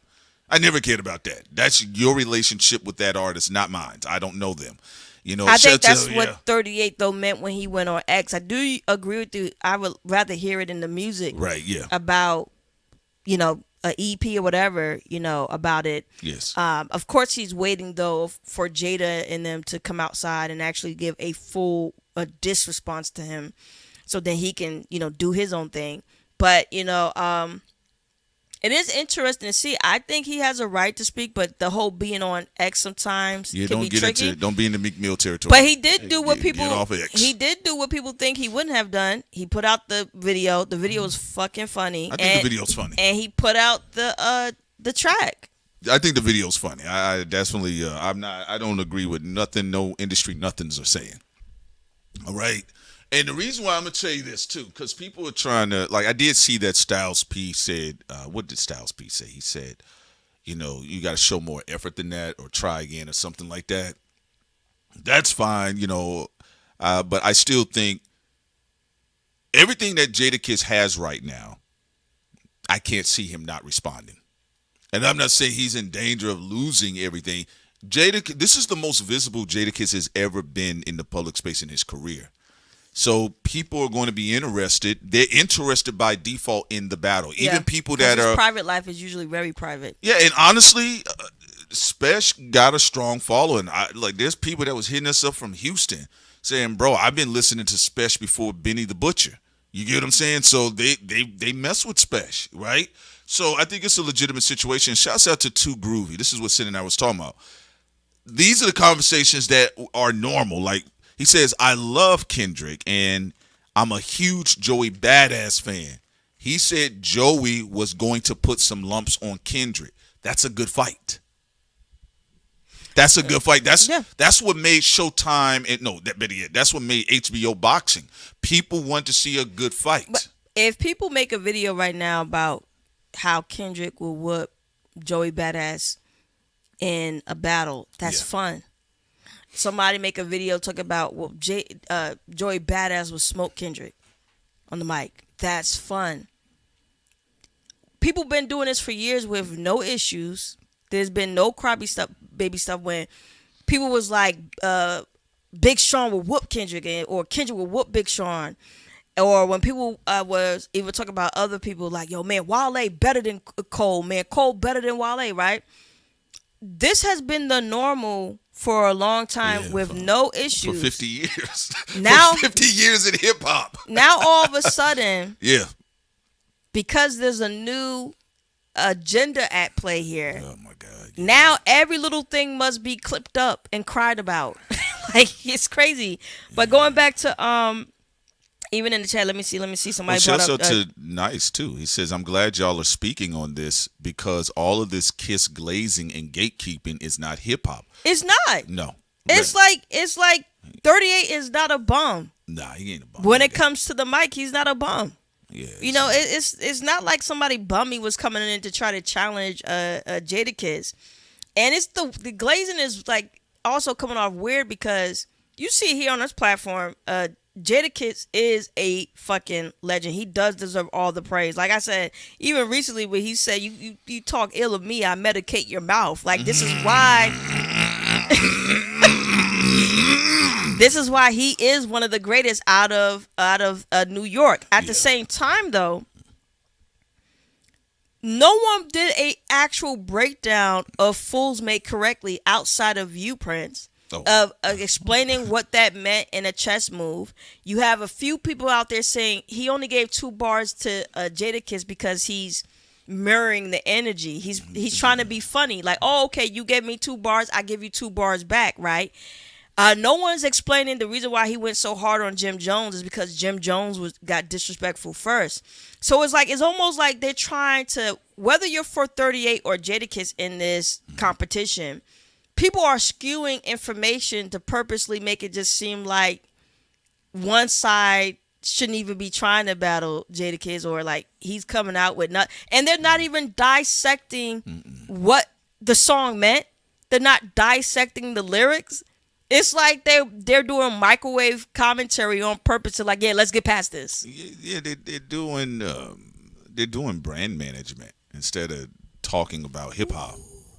Yeah, this is brand management. People have turned into brand managers, and publicists. Yeah, for industry people. Yeah, I'm like, all right, and I told y'all in 2025, like I was like, I'm done with this conversation. I'm out. You know, Sid and I had the conversation with you guys. I told you guys about at one point in time it was going to be Kendrick and Big Sean. Sin and I, we covered that. And No More Interviews was a great track. And I said Sean is a lot more dangerous than people are giving him credit for.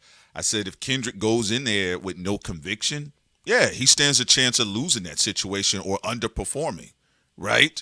And Big Sean, if he goes in there and don't have a grudge or has a grudge, if he has a grudge to prove, because Sean has had over the years the more doubted career. I would say probably first would be Wale, and then second would be Big Sean as far as the ones out of the millennial blog sphere space.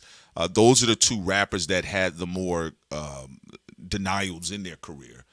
I say if Sean goes in there with a chip on his shoulder and he said, look, if I got to prove my point by knocking Kendrick Lamar out, the one that y'all giving all these awards to that said, you know, he's the greatest rapper of all time, Sean's going to go in there to do that, right? And I said if Kendrick slides in there and he don't have no energy, no conviction, the nigga's going to lose it. And nobody at the time, nobody hopped out on us talking about what you say about Sean, what you say about Dot. We just kept, people say, you know what, y'all, we agree. You know, both guys got to be on point. But ever since 2024, people have been online brand managers. And I just, like I said, in 2025, Cindy and I, we checked out the conversation because it wasn't feeling like, you know, it just wasn't, I don't know, it's just something stuffy about it. It felt like, you know, it's felt like you were with your friends and you trying to have the same conversations you have, but now you're in front of the church women. It just You feels get what like I'm saying? Jimmy Iovine and Lucian Grainge and the rest of them are in the room. Oh, it's the industry top And- dogs. Yeah, it's the and- industry top dogs. And now, because of the Stan armies, and we have the evidence on and the proof and the articles and everything on our Patreon. We have the research. Yeah. Billboard is doing this, standoff fan army. All off, of the industry journals. whereas they like Drake fan base versus this fan base and that, and then now they also, what Jimmy Iovine talk about the super fan. This is a way to mold people. What we talk about engineering culture, because culture can be engineered. It could be organic or it could be engineered. Mm-hmm. An example of something engineered is redlining. So the things that develop culturally through groups of people who were redlined, and in particular black people, part of it is also artificial, but part of it is organic. Yes, there were some beautiful cultures that came out of people being redlined, even though redlining is not ethical or morally right. But this is what we talk about with cultural and social engineering. Even when people talk about, tap dancing, clogging from the Irish and dance moves from, black Americans, and also, the Atlantic slave trade, right? And they're talking about the Irish and black people and then tap dancing, right? Well, those people were considered to be the bottom of society, and they were forced into certain aspects together, right? Even though they didn't want to. Y'all saw what happened with the draft in New York, and when they went and burnt down, Irish people went and burnt down a fucking orphanage with a bunch of black kids. And also with the integration in the 1980s, where you saw, even in Massachusetts, they didn't want black children being bused to their mostly white schools. But these social engineering creates certain types of culture, some things that people liked out of that, and some things people don't like. So getting back to this point here, what we're talking about, there's social engineering happening in hip hop in all spaces. We just at the beginning talked about the politics. It also is happening in hip hop media, where now people also are telling half truths. Okay, if I say, and I'll ask the audience this, if I say something true about somebody that's not good, is not good about their character, this is something I like. Let's talk about, okay, if you have an issue with gambling, right? You have an issue with gambling, you have an issue with casinos or stake or whatever. I say something true about that, right? Does that mean I have the right to put 10 lies on somebody, famous or not? This is where we at right now, where, and some of the people who are also spreading lies about people also have the audacity to complain when lies are told about them, or also the people that they are fans of. When Prince and I reported on R. Kelly, we didn't have to make anything up about R. Kelly. We didn't start going and saying shit that wasn't true. I mean, we just talked about the shit that was true. He was already on tapes messing with underage girls. There's no need to try to buff up the story or make it anything else intricate just to get views. We just said what it was. And it's happening everywhere. Even independent media is getting caught up in it, because some of these people want to get into the good graces of a lot of these, mainstream corporate platforms, even at the expense of what they've built over the years. No, you're right about that. And you know what? I'll just say this before 2024, and if you want to go back to 2000s, like the early 2000s, all you gotta do is go look up a song by a rapper called Big Sty, and it was called, I believe the song was called "It's a Problem." And this was kind of something that 50 Cent did with How to Rob. All right. How to Rob would have caused a calamity today. Right. But Big Sty comes out and he pretty much dissed all of the popular niggas in rap. He dissed Jay-Z. He dissed Nas. He called Braveheart niggas, gay heart niggas.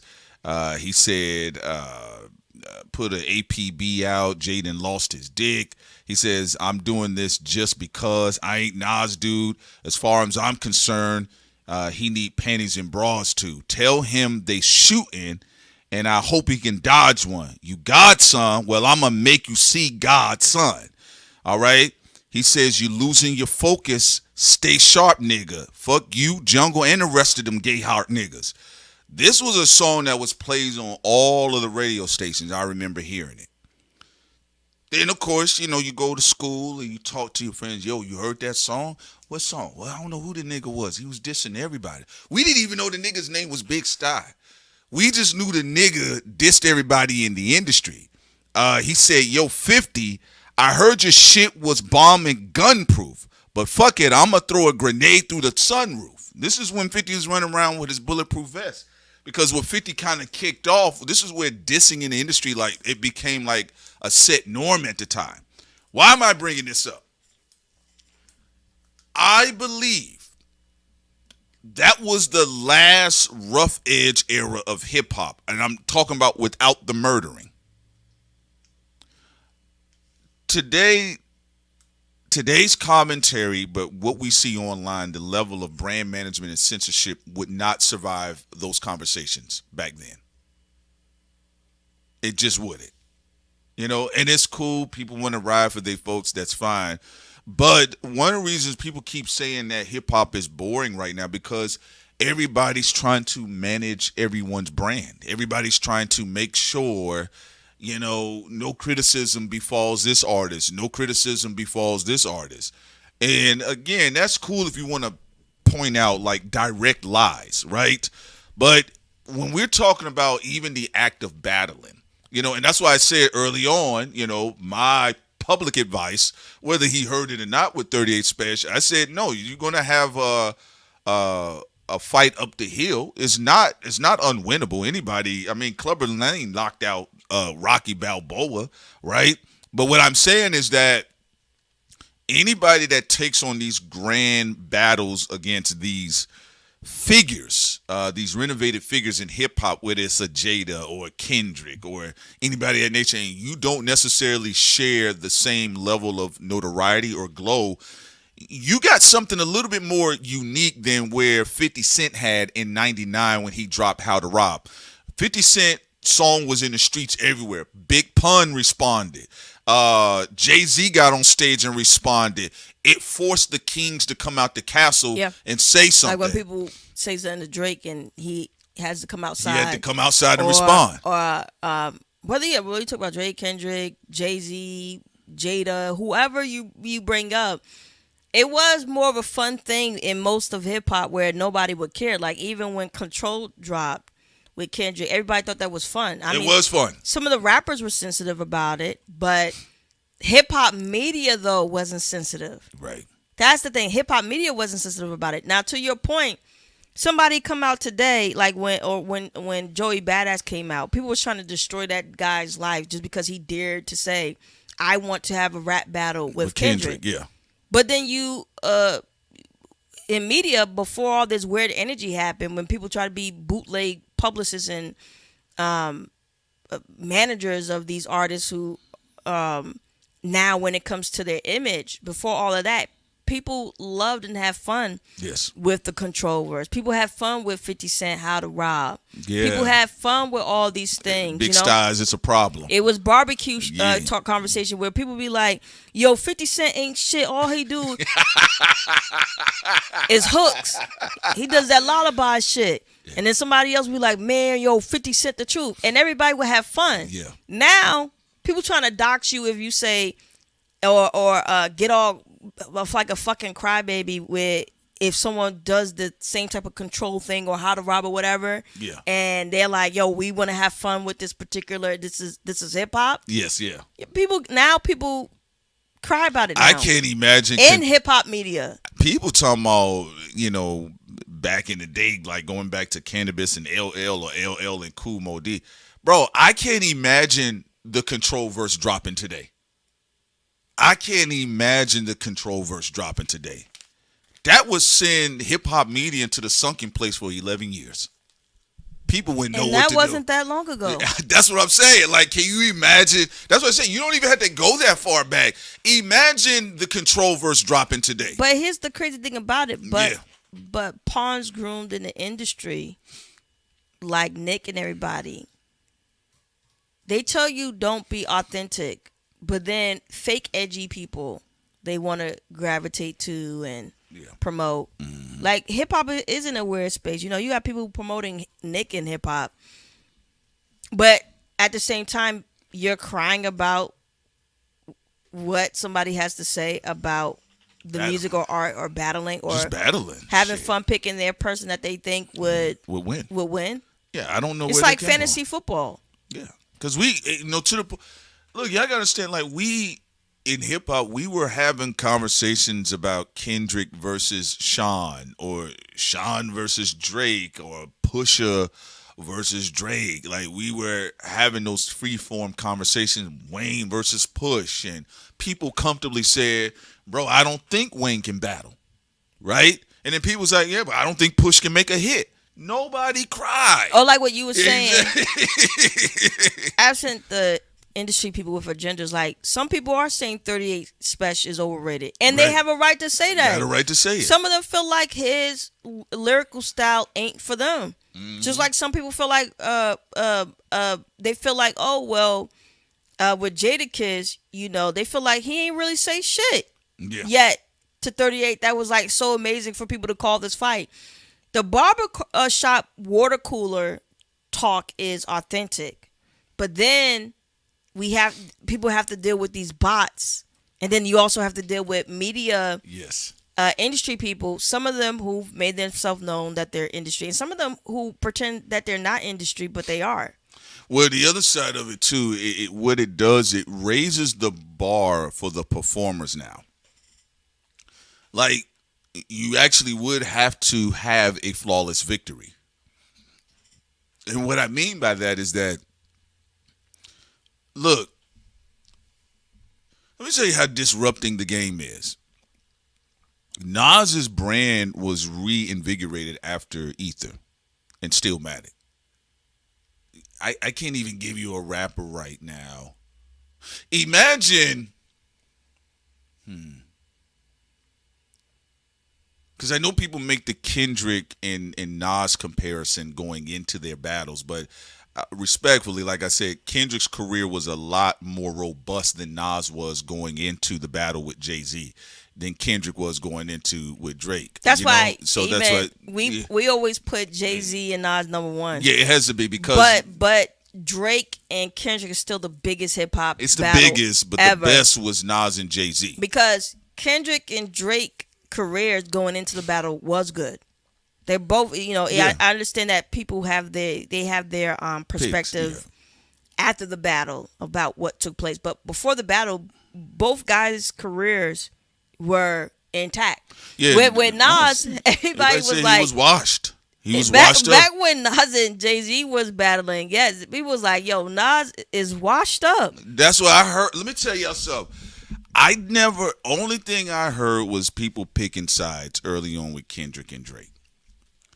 But yeah, most people chose Drake's side, and then they try to act cute now, years after the fact. I was like, y'all niggas so fake. Yeah. I remember when we was having call-ins, like 70% of the people like, Drake is gonna smoke Kendrick. Like, yo, Kendrick can rap, but we ain't never seen him in a battle, right?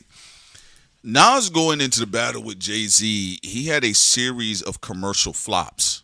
And he had a critically panned movie. People forget Belly was snatched out of the Magic Johnson theaters. That Magic Johnson himself said, we cannot promote gang violence, drug dealing in our movie theaters. This is a positive black movie theater line. We want to make sure black families, blah, blah, blah, Why blah, blah. Magic Johnson lying? And so Nas had a series of hurdles in his career, and that's why Jay-Z said you had a spark when you started, but now you're just garbage.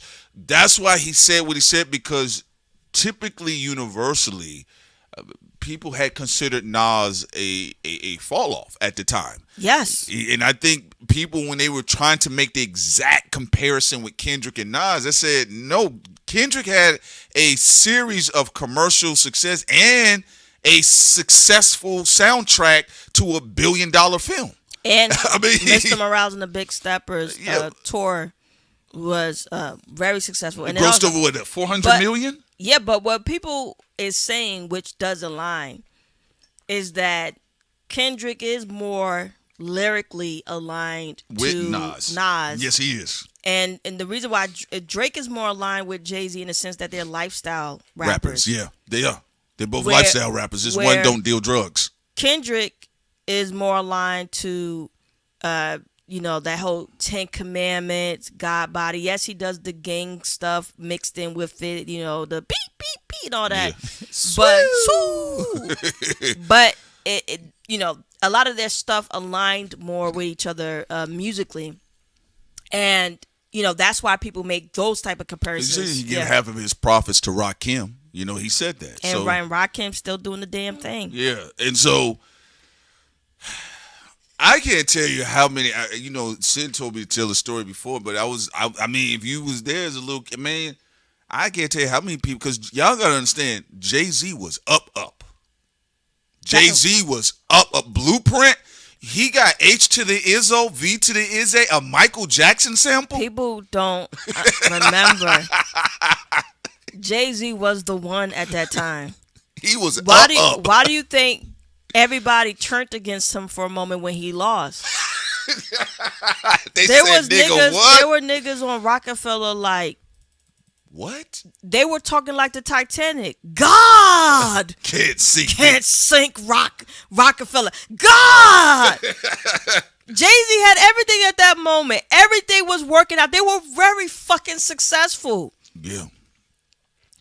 When Nas came in and did what he did, that shit was like unheard of. Nigga, you broke. You don't got that money like that at the time, right? That they were claiming. They was, his mother passed away. The woman that he had a child with was having sex with Jay-Z.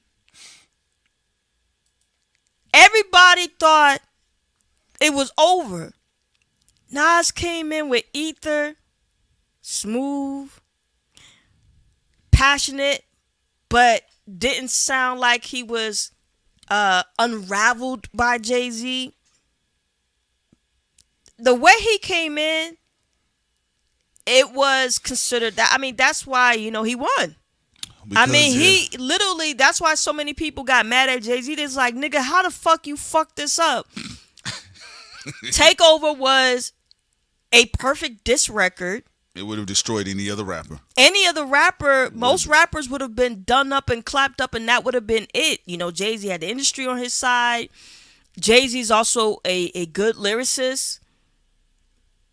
At this time, he has the summer buzzing. He's everything's doing well. Like, I mean, what can we say? Rockefeller got other acts hot. Dame over there doing his fucking Diddy Bop dance.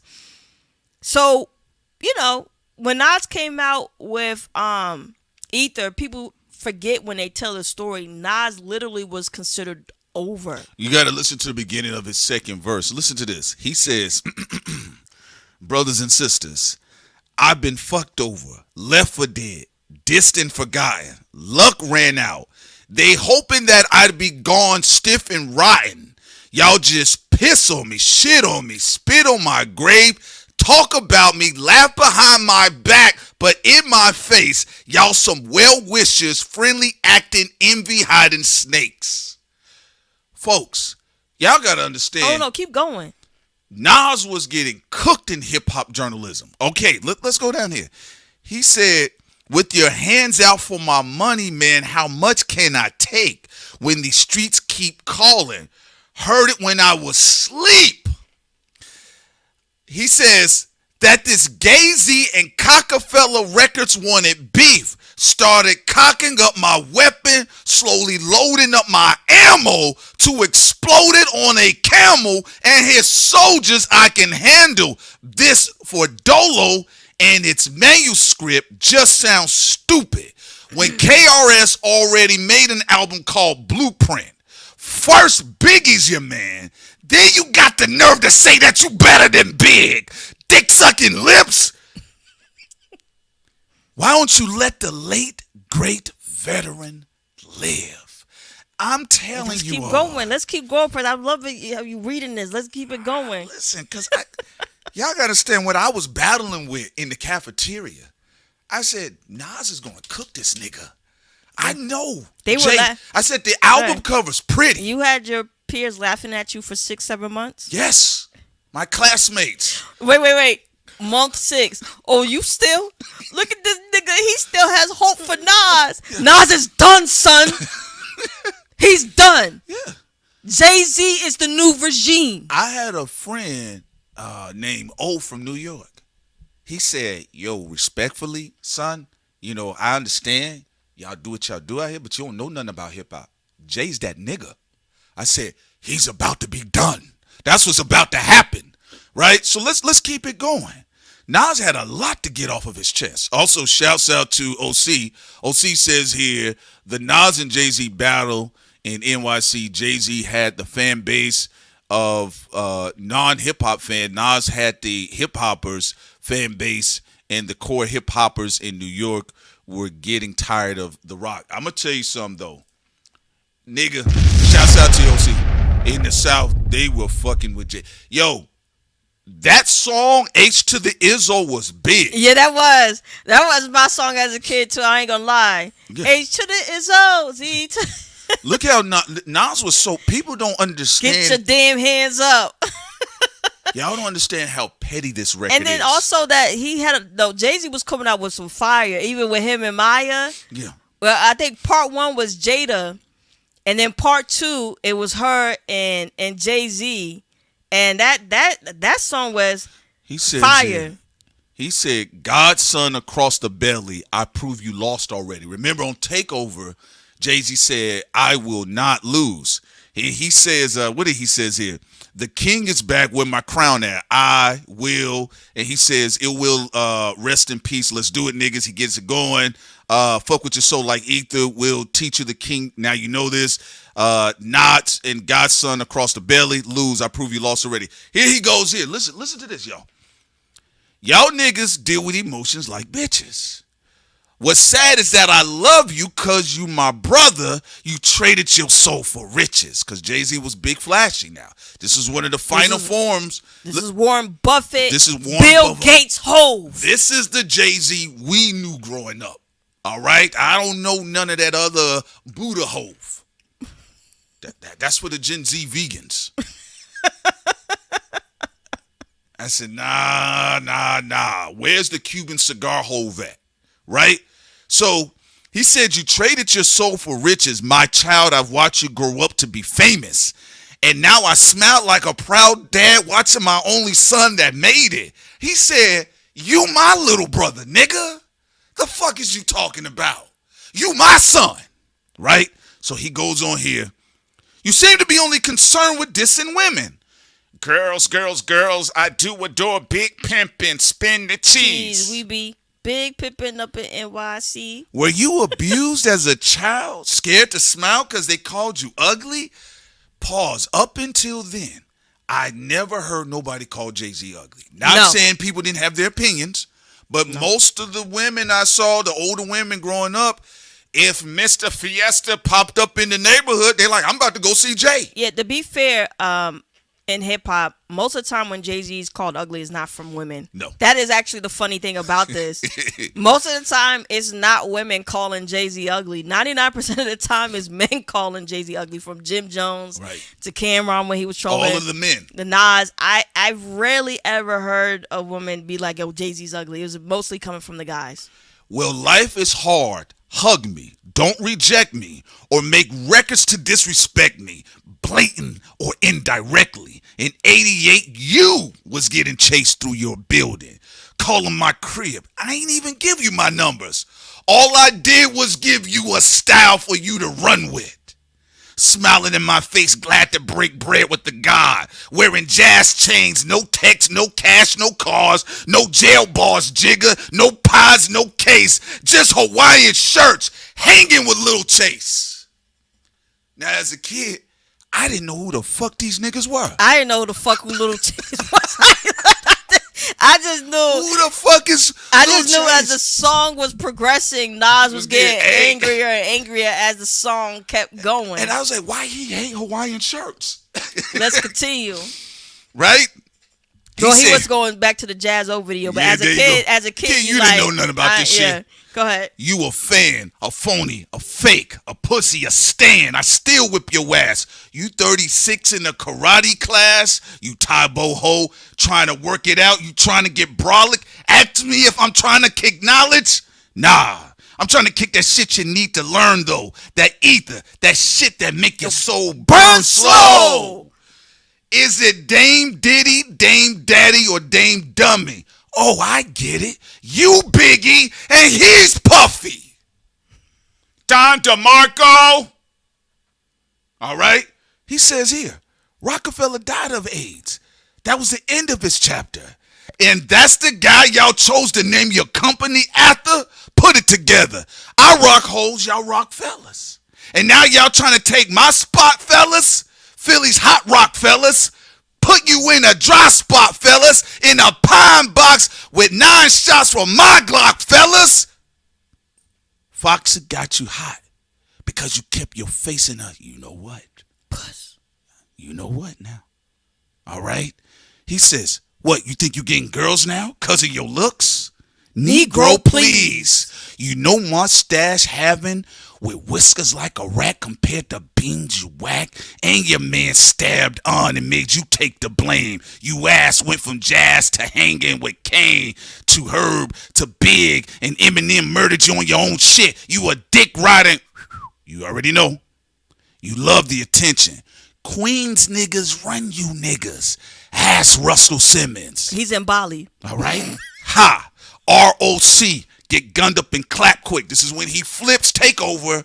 All right. JJ Evans. Get gunned up and clap quick. Good times. All right. Your whole damn record label gunned up and clap quick. Sean Carter to Jay-Z. Damn you on Jazz Dick. So little shorty's getting gunned up and clap quick. How much of Biggie's rhymes gonna come out your fat lips? Wanted to be on every last one of my classics. You pop shit, apologize, nigga, just ass kiss. You do it better, do it. There we go. Kinda. Kinda. But listen, when he said you wanted to be on every last one of my classes, let me tell you where I fucked with Nas at. Because Jay-Z said, nigga, you only had one hot album every 10 years average. And that was and funny. Nas said, fuck out of here, nigga. You always wanted to be on my classics. So at the time, that's why I said the Jay-Z and Nas battle was the best one in hip-hop, hands down. Hands down. Because for a lot of people, that was considered an upset. It was an upset. It was. It literally Y'all was gotta upset. understand, Jay-Z was up. They thought Jay-Z had it. It was an upset. I mean, look at his album cover. This is a nigga, I'm up. It's done. The bitch is in the casket, baby. Nas is in the casket. Bury that nigga. He done. This is a victory cover. This is a victory album. Yeah. That's why some niggas on Rockefeller turned against Jay-Z. They was like, nigga, what the fuck happened? Takeover was amazing. It's a great diss record. We got a classic rap album. Yeah. And we still lost against a nigga who's struggling in the industry. Ooh. And we still lost. Yo. But that's why Nas is an amazing artist, because, I mean, come on. Like, you can't. He changed the narrative. You got to take somebody serious when they can write rhymes, like, even though this came after the fact, not before the fact, but when, you were a slave. Yeah. In a page. Man. From my rhyme book. You a slave to a page in my rhyme book. Playboy, your time's up. Come on, man. All right. Even when we was laughing about when he talked about going on the freeway. Oh, my God. Oh, my God. The Stillmatic freestyle.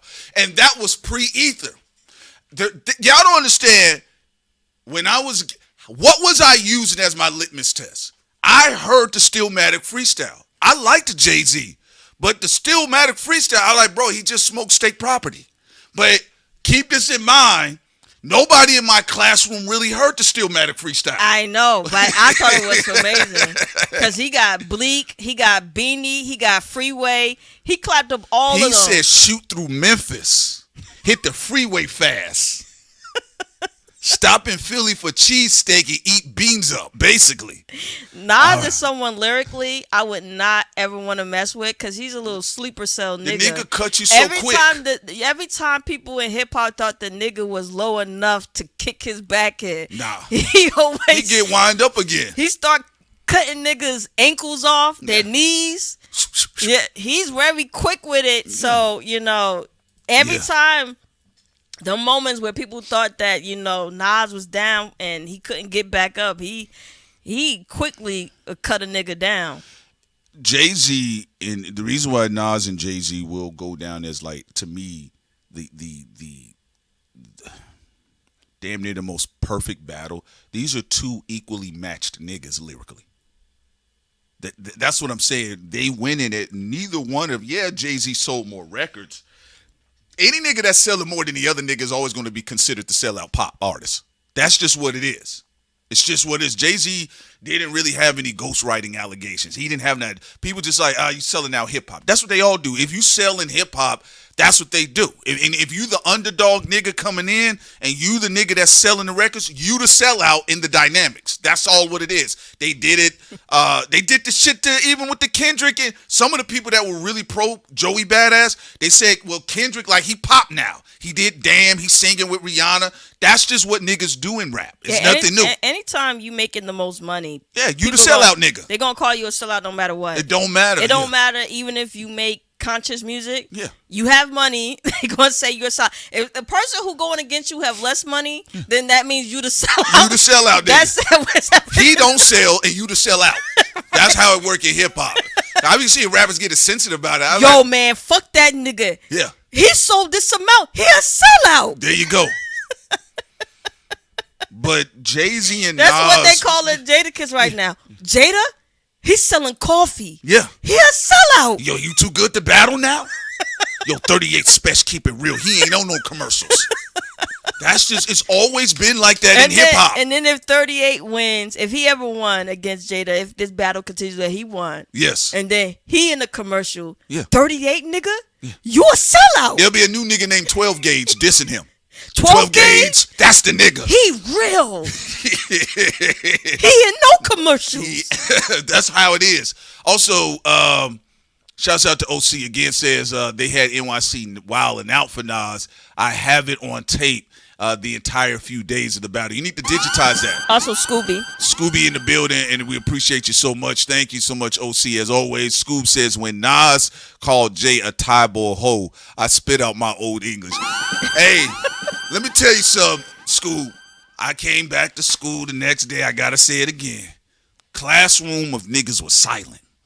And I'm such a, I was so, I took my desk and I pushed it into the other group. I brought my desk over there. I said, hey guys, so how are we feeling today? No, because some of my friends, like, they wore the the Rockefeller clothing? They had like the little Rockefeller the jacket. Stuff, oh my nice God, the Fat Farm shit and all that. It was a sad day. Cause I'm like, yo, Prince, you laughing, but man, like, I don't even know how the fuck this happened. I see, yeah. I mean, 7 months later, man. Yeah. Like, the fuck is going on here? Man. And Prince quiet with hit happy smiling. I told you Nas was gonna come back. Yeah. I said, man, and then I had bought the album. Now I had showed them the album cover. I said, man, look at this dope jumpsuit this nigga got on. Yo nigga sitting across some niggas with church shoes on. This nigga kept in New York. Look at this jumpsuit. I told him, I said, man, I'm about to go down to the Peachtree Mall right now and see if I can find a bootleg version of this suit. Yeah, the Rockaware shit. Yeah. One of the partners of mine, man, he wore that Rockaware shit. Did he have the headband? Yeah. Yeah, man, I took my desk, I pushed it into their group because, the teacher would sit us in 4 desks per group facing each other. I took my desk and then pushed it and became the 5th member of their group. I said, so guys, how are we feeling this morning? Am I fucking with your soul like ether? All All right, so But the psychology Yeah. of it though is very funny. I like it though, Yeah. because even though sometimes it sometimes is not fair. Right. Like people's success, of course, if it's not at the expense of people who aren't doing anything, that's different. But people like their success should definitely be championed. But in hip hop, it is true. Like yeah, if you have less money than the person you're going up against, they do say whoever has the most money is it's the the sellout. Yeah, that's just what it is. It's going to always be the It's narrative. always going to be that. It don't matter who is going against each other. Just like the person with the less amount of money, they call them broke. They say Yo, you a broke nigga. Your career ain't you nothing. mad? Our nigga got the money, power, and respect. And then the other people on the other side be like, your nigga is a sellout. They selling out the black community, and they only got the success because them Jewish men gave it to them. And that's the argument back and forth all day. Y'all look at this beautiful album cover. I said, hey, man. Yeah, I said, boy, look at this, man. I said, got the jewelry shining from the gods of Egypt. Getting y'all that knowledge. But yeah, it was fun. But I will say Jay-Z and Nas were two lyrically equally matched MCs that went into battle. And I got to give it to Jay, man. I'd say a huge gambler. Because Jay-Z was up. You know, his career, he still, it took a minute because he put out Blueprint 2, and so people weren't really feeling it. It was kind of all over the place. Nas came back with his victory lap on Godson, so he bam, bam. And Nas kind of trolled a little bit, even when he did the song with Lil Jon. Yeah. It was funny. Yeah, Nas and that pigeon, man, that was my favorite thing to see at the time. No, actually, this is why sometimes you shouldn't start with people, though. Yeah. Because Jay-Z, he gave Nas the energy he needed. Yeah, he did. You know, Nas was, rightfully depressed. His mom passed away. Right. The woman, his girl cheating and all this. He's soaking in it right now. He's like, man. Mm-hmm.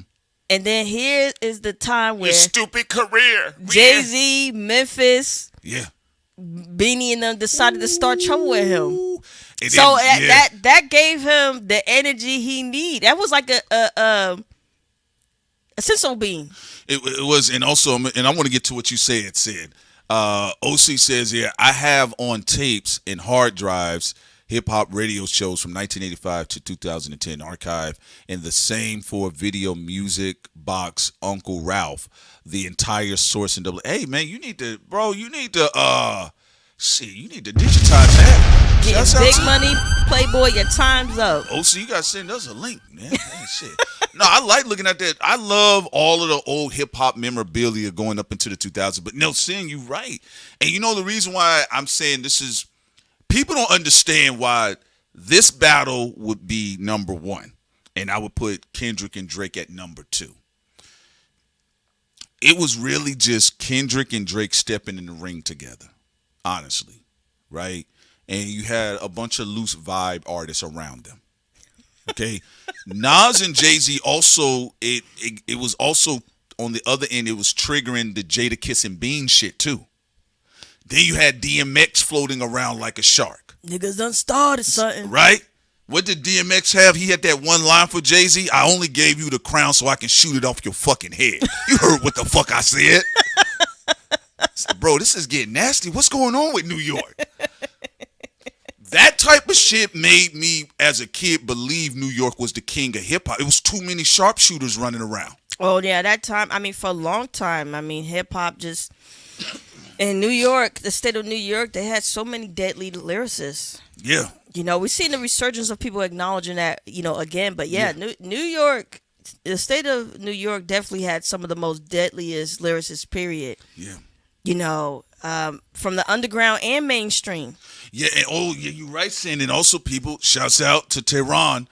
Yes, DMX versus Corrupt, because Party Up, y'all gonna make me lose my mind, is a Corrupt diss. So when people like, Drake was the first to do it, I said, you had X and Tupac. They were the ones that really made that, like, the club anthem your diss record, too. You get what I'm saying? No, as hip-hop historians, no LeBron James.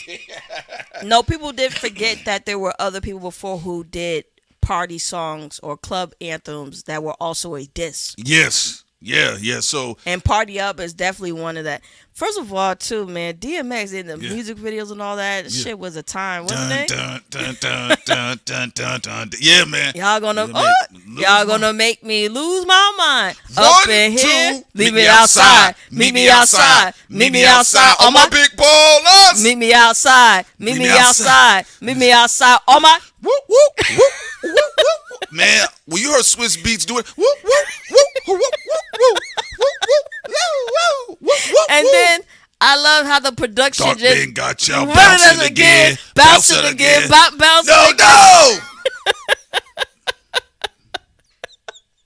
Man, y'all, I don't know what y'all talking about. That was that fight between Jay-Z and Nas triggered so much shit that all them dope niggas came outside slashing at each other. And then even Beanie Siegel, when he said, I'll leave it up to Hove to X out Tommy Buns, I said, man, this is getting ugly. No Bubba Sparks.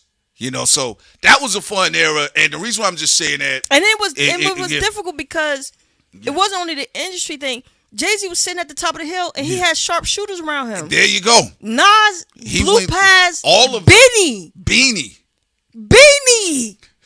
I know he got one lung now. Yeah. But we talk about Facts. Fat Beanie. We talking about when I had two of them motherfuckers.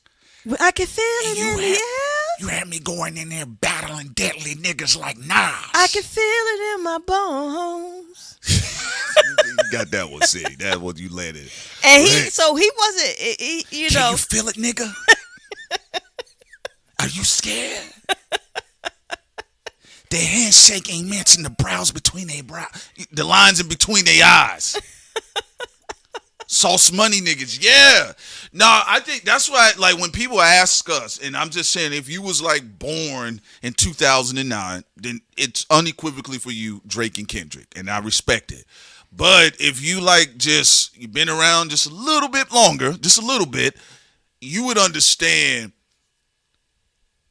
Jay-Z, Nas, potentially DMX, but Beanie Siegel and Jadakiss.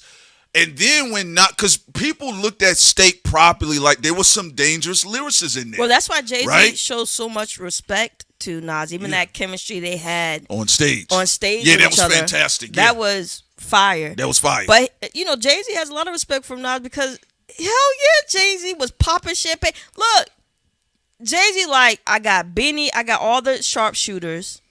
I'm a lyricist myself. Got it. My album's doing well. Take over, please. This nigga broke, and he by himself. You know. And you know Jay-Z looked at the crew like, who he gonna get on me? Jungle? He's like, Horse? Like, who we talking about? And then on top of that, he like, yo, Nas is a sellout. He a sellout too. He in Belly. He did. It was written. I'm good. I'm good, son. I'm good. There ain't nothing he could do. Yeah. Like, imagine. He added that last verse because Nas did the Stillmatic freestyle. Imagine you're in the best shape of your life. You're right there towards the finish line in the race. And someone who's supposed to be out of shape trying to get back on the track and field with you. Man. And ends up winning. And the beat was whimsical. Like, Nas is like people are familiar with the Ether beat now, but when that was right by Ron Browse too. When that beat came out, the beat sounded so different and weird. And it actually sounded like, I remember telling when one of my partners, I said it sounded like Nas was in a butcher house. Yeah. You know, and it just felt weird. It felt different. But it's crazy because they're like, yo, Nas, you a sellout sinner like us. We don't give a fuck if you know you do that Amin Ra shit, nigga. You try and spit knowledge, but you know we broke this down on the occultic conversation on YouTube with Be More and Us. But we talk about by him saying ether. Remember, element number 9 that destroys all impurities. It's the strongest flame of existence when you're talking about angels and you talk about ether. It burns any and everything away, right? Concept artist. So. At the time, with that concept and theme, yeah, he like, look, bro, he got cooking. you got all that material success, and I'm gonna burn it down spiritually through ether. This is not to say that Nas is Jesus for people who calm down. No. We just talking about hip hop. Yeah, I know he's human too, and we've criticized him a lot, like saying, when he said the Gwyneth Paltrow could say the N-word. We're just talking about musically when he's at his peak, right? He's really untouchable, right? So this thing he did, he didn't even try to play Jay-Z at his own game. He's like, I don't give a fuck. I don't have as much money as you right now. I don't give a fuck that I'm not the it guy right now in the industry. I'm going to go with ether, and I'm going to go where my strength is. And I'm just going to blow up all this material bullshit you're talking about. I ain't going to lie. And that's what he did. And the nigga still showed up on the album cover with all that jewelry. Yeah. Yeah, so he said, who gives a fuck? But I loved it, man. That was a good era. And I'm going to be real with y'all, man. All them sharpshooters that were around Jay. And then it was triggering proxy wars in New York with other lyricists. So, but it was like the way Nas cut through state property, y'all got to understand, before then, state property, like, they looked like a real threat. When Nas got done, he made them look like Backstreet Boys. I'm like, damn, that was he. Yeah. He actually, like, a lot of people struggled with Beanie. A lot of niggas struggled with Beanie. Made it seem like it was nothing. Jadakiss had to go in his bag for Beanie Siegel. That's true. I want people to understand, man, Jadakiss had to go in his bag for Beans. So, it was fun. That's why Jim Jones, man, he's piece a of work. character. He is. You got to give it to Jimmy. I give Jim Jones credit for effort. E for effort. But, like, even when he's like, I'm better than Nas right now. Okay, Jimbo, what are we talking about? In what way? Are we talking about fashion? And then on the track with R.I.P. to Big L. Oh, man. Nas just lightly torched him again without even trying. Hey, man, he did it. It's doo-doo, caca. He did it on what was he said on Hip Hop Is Dead. I told y'all go check it out. He said put a barrel in the capo's mouth, pull a trigger until the scalp come out. You a kid, you don't live what you rap about. Even when Nas, y'all gotta understand, there's not one situation where Nas had backed down from a battle. Tupac and Nas' situation, they actually have been lightly throwing jabs at each other, and they met up a couple times, and in the final time where they pieced it out and they were supposed to do some records together. But ever since then, though, like, Nas ain't ducked nobody. Like, if people, like, even when 50 Cent, y'all gotta understand, when 50 Cent Nas never said Eminem was better than him. No. He never even... When 50 Cent was at his, and you right, Cent, and when 50 Cent was at his best, people forget, like, 50, because, he was hurt by what he said, some of the industry moves that Nas had made. It was because Nas showed up in the music video with Ja Rule. Ja Rule, but also the Jennifer Lopez track that he was supposed to be on. Yes. And then Columbia switched him out. Yeah. And 50 was when supposed to get on. they did a flip on I Got 5 on it, yeah. And let me show y'all something real quick, and let me see if I can find it. Let's see here. Let's see.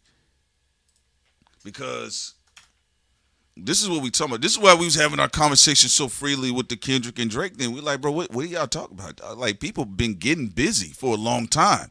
I think it's, let me see if I can find it real quick, and then I'm gonna put this up for y'all so y'all can see. And the last subjects we should go into before we end off will be Redman, how he's a legend in the game. A lot of people come from his branch musically. Eminem, Ludacris, so many other. He's a titan in the game. He's another one that people avoided the battling with. Oh, they avoid battling Redman, a lot of people, because he's crazy. Wordsmith. Redman has them fangs out there, and he's funny too. But listen, even when 50 Cent was going around here and dissing people, he really was like poking at Nas.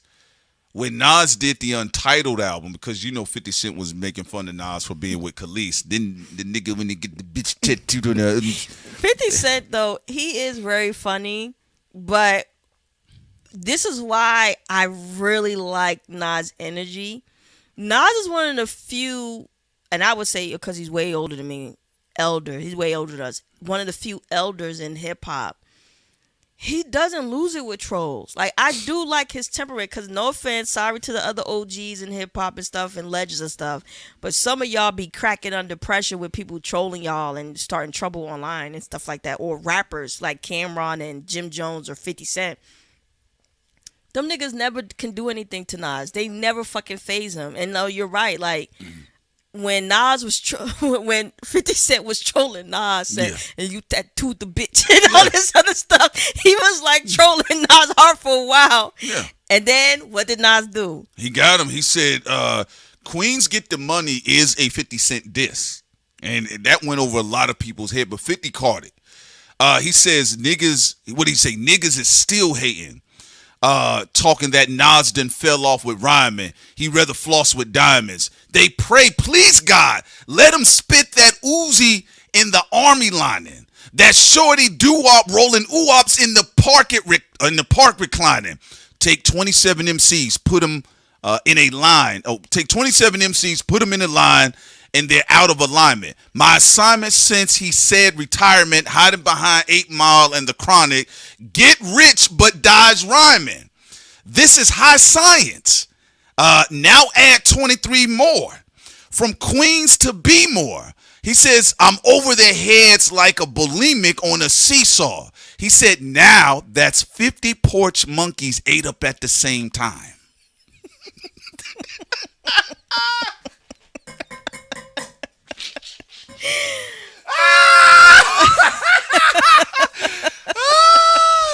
He didn't care. He said, and he was flipping the Rakim bars. That's a flip of Rakim. Hiding behind 8 Mile and the Chronic. Get rich but dies trying. No, but dies rhyming. Nas basically. You said you got rich, but you died rhyming, nigga. So he was calling 50 a porch monkey, but also he was saying now 50, add 23. He was saying 50 was hiding behind a white boy. Yeah. He was hiding behind Eminem. And 27 plus 23 is 50. So he said, you know, now that's 50 porch monkeys ate up at the same time. And look, bro, Nas ain't never ducked no fucking fade on the mic. I don't know what niggas is talking about. And that again, nigga was always, and the crazy part, every time he showed them teeth, it's either somebody stepped up or they're like, I was joking. I was kidding, nigga. And we fuck with Jay-Z's music, but Jay-Z always had issues with trolls, though. Yes, he always struggled with trolls. The Jim Jones where he was like, you know, trolling and you know, with the 50 and all that, you know, Jay-Z has always had issues with, even Kim. He always had issues with trolls. Yeah, because I don't know. I don't know. You see, you're right about that, because you would think on paper it would have been easy for Jay to get Dipset out of here. You know, you would think just initially. I think because Jay-Z gets too sensitive, whereas there's a part of Nas that become more lyrically homicidal. Yeah, that is true. And that is true. I actually agree with that one. But yeah, you know, he gave them bars to 50. And I remember in an interview saying, they asked 50, did he hear the record? And he goes like this, yeah, I heard it. Who you gonna send out? Lloyd Banks can't get the job done. You know what 50 Cent what irritated? 50 Cent had the Jay-Z issue where, like, yo, I had got lyricists just in case someone is better than me. Right. Y'all supposed to get these niggas. And it didn't work out for 50 Cent either. No. Because Lloyd never really got anybody for him. He didn't get the Game for him. He didn't get Nas for him. So, and actually, it was funny because with Lloyd Banks, he was acting like he was tired of it. He was like, yo, I'm here to be a lyricist, but why I gotta be a butler? Go fight. Because Lloyd. Go fight these niggas for you lyrically.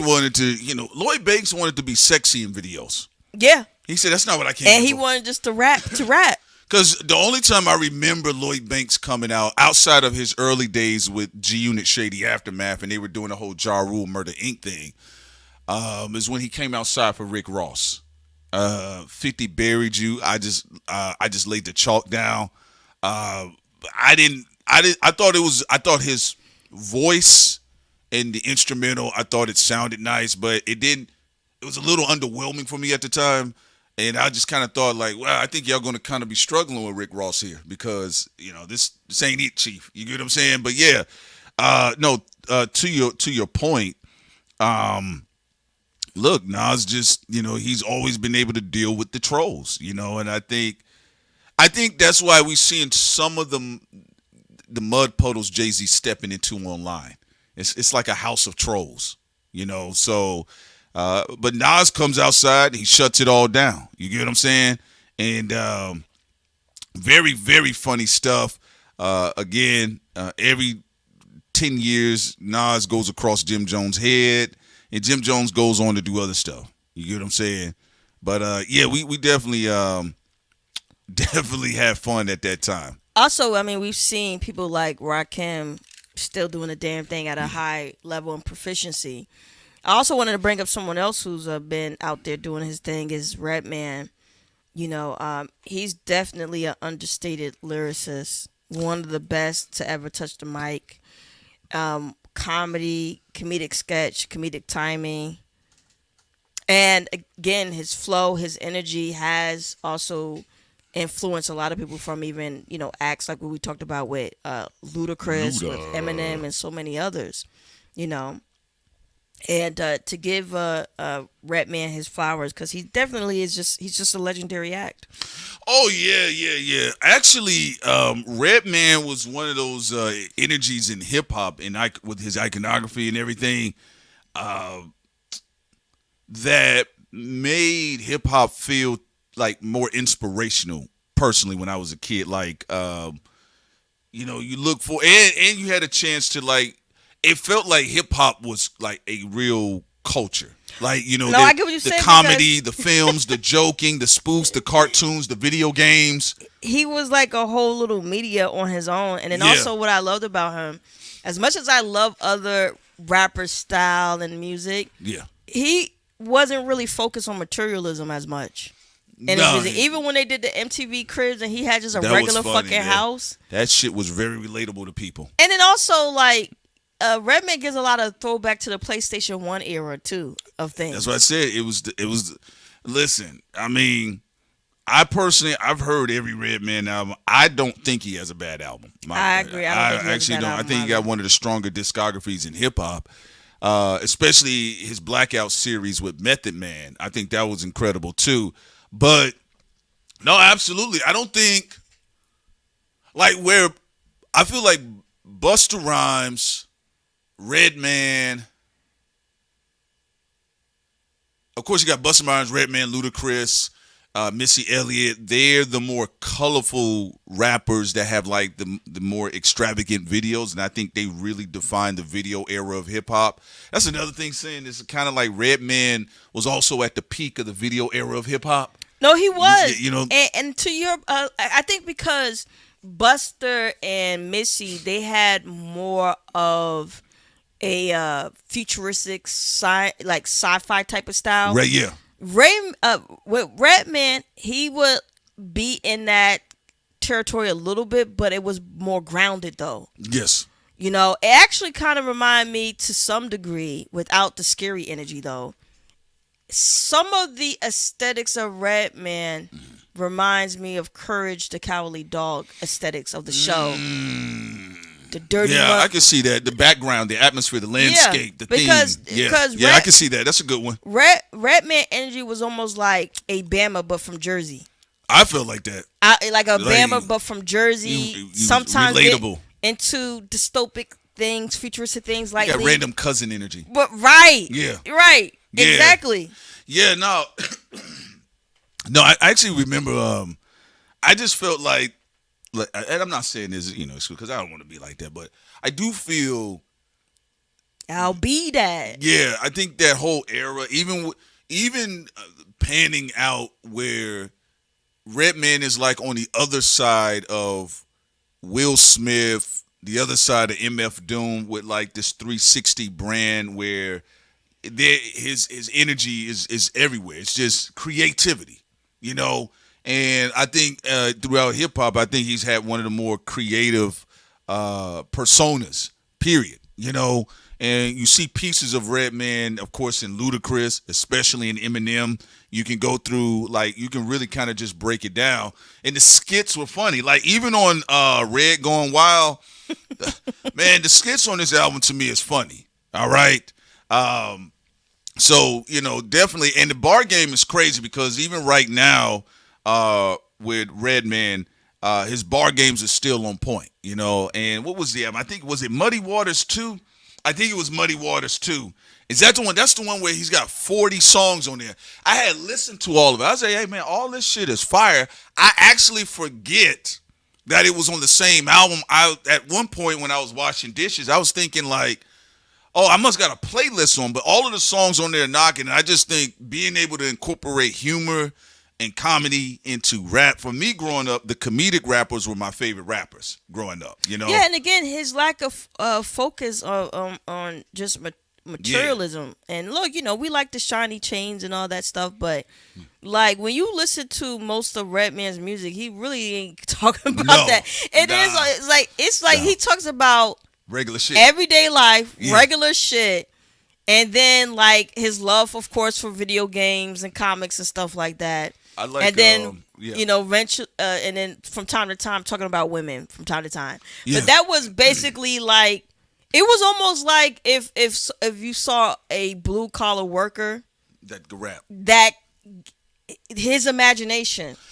and his world. Yeah, Redman could have been like a bus driver, a train conductor, like, you know. I'll be that. And also, the tough guy image, it was in a different way. Like, I'll defend myself, but not like I'm a hard gangster nigga. Right. Because in a lot of his, he don't mind talking about how he was either the victim or almost the victim. Mm-hmm. You know, so I thought a lot of that shit was funny too. But now, Redman's still cooking to get today, you know, and the creative energy behind it was exhilarating. The big head Redman mascot, that nigga was funny to me. The classic scene is when he had the girl crashing into the car. You know, so I thought a lot of that shit. When she was trying to flirt with, and she like, that's the type of shit. Like, he's funny. Like, he'll take like everyday embarrassing moments and he'll put it into a song. It happens. You know, people trying to look cute and you end up looking stupid, and it's cool. And some people find you more attractive. Hey, yo, you wasn't afraid to look stupid. What's your number, right? And so, you know. I like high key, like a lot of times, like he didn't take himself too serious, right? Nah, man, like, because even in the creative, like the color scheme, the comedic jokes, the skits, clearly inspired by Red Fox, inspired by Willie Dynamite, inspired by the 70s blaxploitation era, the 80s comedic era, Def Comedy Jam. Because remember, the real, like, Red's career is also running around a time when Def Comedy Jam is on fire too. Yes, it is. So like, I don't think people. That's why that's why I said sometimes when I'm looking like, niggas, y'all know these are jokes, right? Like, what are we so tight about? Like, what everybody trying to get so upset about? You ain't gonna even see half these niggas that offend you online. So like, that's the crazy part about it. You never gonna meet them, and even if y'all saw each other at Winn Dixie, you wouldn't know each other. You know, but yeah. I remember when I can't remember who I was talking to, and what was it?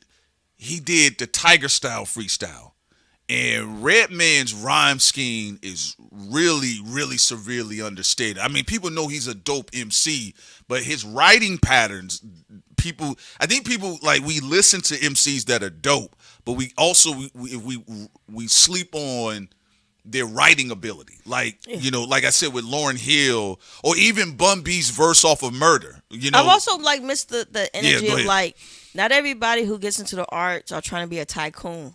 Oh yeah. And, right, like that's one of the energies I like about the diversity of hip hop, when people be themselves. Like, okay, we know where with Jay-Z is, I want billions of dollars. Right, I want to be a tycoon, right? Yeah. That's his energy. Yeah, that nigga. You know, and that's cool. You need that. Cool. That's fine, right? And that's fine, because that's who he is as an individual. Absolutely. And I also like the balancing though nature of like with Redman. Like, you know, there's some people who get into music and the arts. It's not about, oh, yo, I want to be a tycoon, man. I want billions of dollars. I want it all and all this other type of shit, right? Sometimes there's just people who just, okay, I get some money from what I do, but what I'm I also love. just fucking around. But I'm just like, my goal is not to be a tycoon and have billions of dollars. My what I want is to be able to make a living off of what I love. Redman was like, I think he might have been the first rapper that actually made me want to visit Jersey just to see what the hell was going on. You get what I'm saying? I'm like, yo, all these niggas acting like this up there? No, it's diverse energy in Jersey. But nah, man, classic discography. I think he has one of the best in shape discographies in hip hop. And what is it? From Muddy Waters, There's a Dark Side, What the Album, Muddy Waters 2. And I don't think this is even all of it because he got like some mixtapes that was dope too. He has a lot of mixtapes. Yeah. So yeah. Nah, man, Redman laid he paved the way for a lot of free-forming comedic creative energy. Because I did think Busta Rhymes videos were, like, as they say, bombastic, and it was colorful. And I would also say with it's very ambitious. Like, yeah. I would say, to give Busta Rhymes his credit, like, there was actually Redman and Busta both did this, but in different ways. Yeah, I was about to say like that. Yeah, Redman came off like as like early Jim Carrey. Yes, with how he did his video, like very grounded and stuff. Yeah. And Busta stuff was like the mid-tier career of Jim Carrey, and a little bit later where it's more extravagant.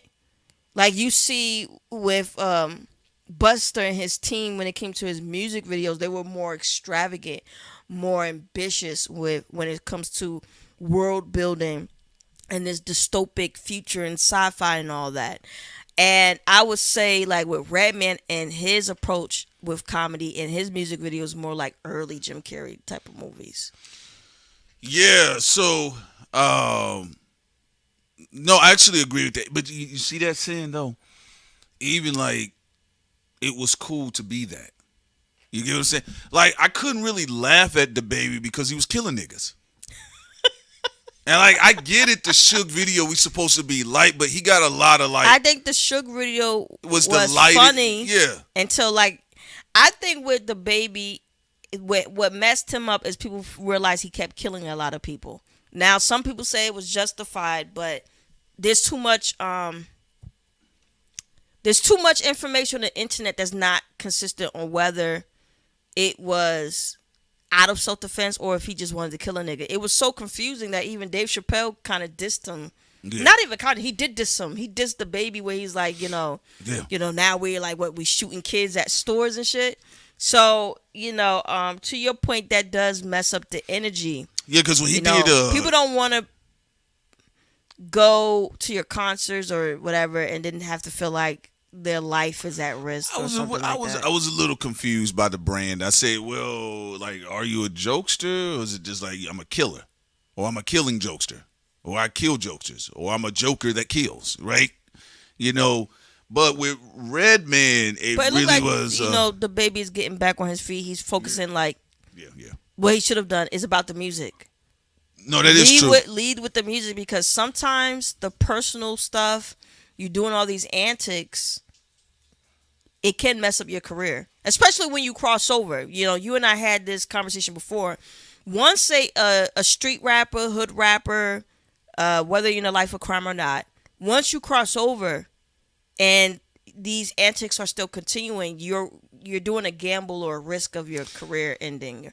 But what I think the difference is in Redman held my attention for a whole album. I agree with you. I don't think they're even close if you're talking about. Conceptually, like Redman seems like he has an amount of imagination that never ends.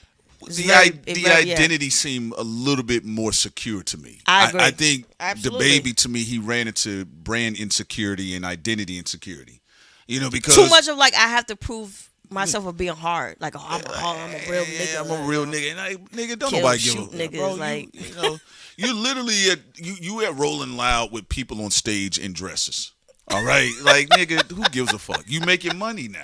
No, And that's you're where right. I fuck with You're Redman at. You're in a career now where you are around people, guys wearing dresses and Yeah, shit. like, Like, why we? No, don't you like yeah. why we? Like, Why we? Who cares? acting goonish, just kind of like what people got tired of with Young Thug, when it was like slime and all these people allegedly ended up dead and all this other stuff. It's like, dude, like you're wearing lipstick and high heels, like what?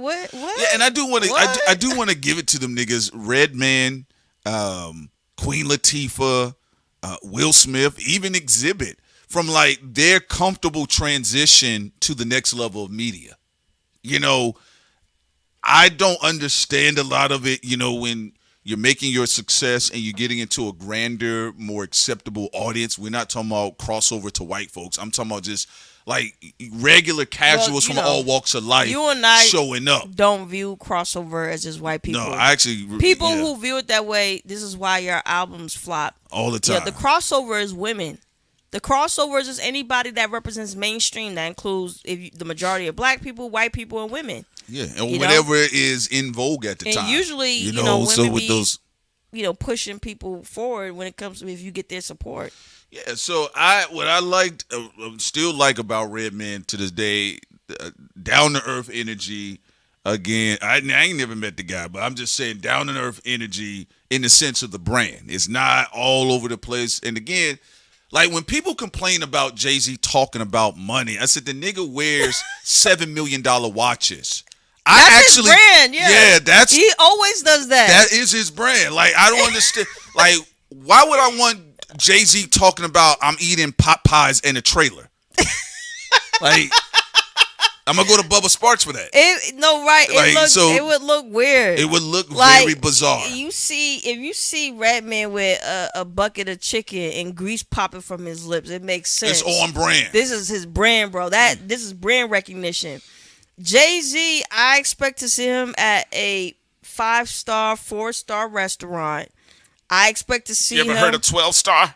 I expect to see him with the finest linens. Yeah. I expect to see him with rare watches and all that. That's his brand. I don't, that's why Redman, the diversity in hip hop. Redman is like a blue collar, everyday person type of rapper. I'm here because I just love the rap and I love the art.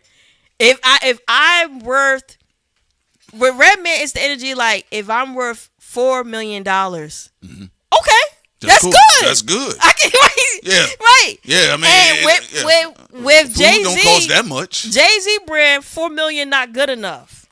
We need way more than that coming in. We gotta have way more than that. Redman is normal nigga aspirations, bro. I got $10 million in the bank account and I shop at Whole Foods.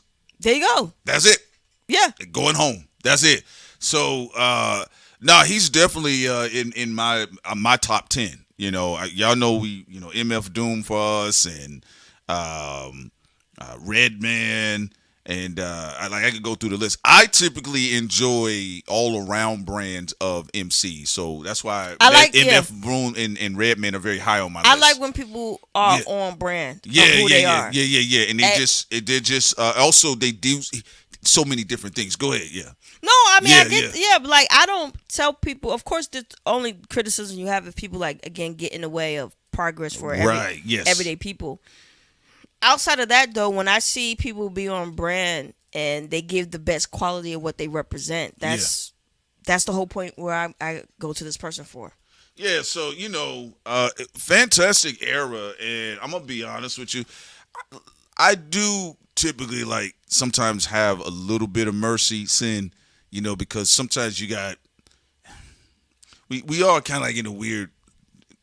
A used euphemism or metaphor is the Matrix, right? But some people are born and birthed in those social media pods you saw with the machines picking out in the Matrix. So they really never experienced the analog world. We're the last kind of had that hybrid between the analog world. You giving the millennial old man talk now? I have to. We are the millennials. Yeah, I'm gonna have to because honestly, outside I would say the streamers. And, I told you all the streamers are gamers with no games, right?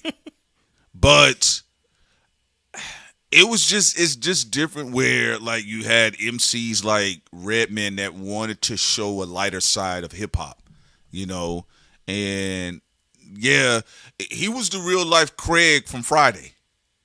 That's what it felt like. Just, you know, just the same energy. He could have really fit in with Friday with Ice Cube and them. So no, I actually agree with you saying. I think there was an excellent selection. Redman to me overall, still, you know, one of my favorite MCs. You know, I did like this synastry between Method Man and Redman. They said he was an honorary member of the Wu-Tang Clan as well. Yeah, no, You know? they have great work chemistry, music chemistry. I feel they could have done like a show together in their prime when it came to their duo energy in music. Yeah. You know, sometimes in hip hop, I feel like, Right. and sometimes it could do to relationship issues and stuff. But I'd be like, damn, I just feel like there's more things people creatively could have done. Like people forget, yes, the business is the business, but you can't. If business outweighs the you being a creator, then you're gonna lose because at the very least it has to be balanced. Of course, Right. you don't want to not be business and then get ripped off because that can fuck up the art. So there has to be a balance. Of course, business is business, but creation is creation as well. Yeah. And we've seen people who put business first so much that it starts to stifle them. I mean, we even seen this with studios that are in some trouble right now because of too much of the business to the point where it's starting to fuck up the art. Well, you know what, the reason why you're saying that, you know, it's winding down on the end part of this stream here for Thursday, folks. We'll be back again on Monday. But Sin and I had fun, you know, when we was younger during this era. You know, hip hop blending like, you know, with games and anime and cartoons and things like that. I think people, they forget like how all around brand hip hop historically has always been. It's included. It's the first genre that's the all around brand. I would say, with the exception of the only genre you could have said had that, I would say jazz. It's jazz. Jazz at one time they did have like old school but animation, guess what? Here's the thing, dancing, singing, all of that. I would say it's jazz before we get to hip hop. And you know why it's funny you say that? Because rapping is out of jazz. Like going back to the 1930s, like you got old groups that they were rapping basically. I got cinnamon toast. Yeah, there you go, right? So, but it was a fire era, and Redman, you know, the energy that he represented, him, Method Man, even what Wu-Tang was able to introduce, even shining spots on like Jersey, you know, from a different perspective. And you had like, even though Latifah and Redman, Reggie Noble, are both representing Jersey, they felt like different energies. But you can see the relation though. Like, if you grew up in Jersey, you understand that there's different type of laid back energy from Jersey. Right, yeah.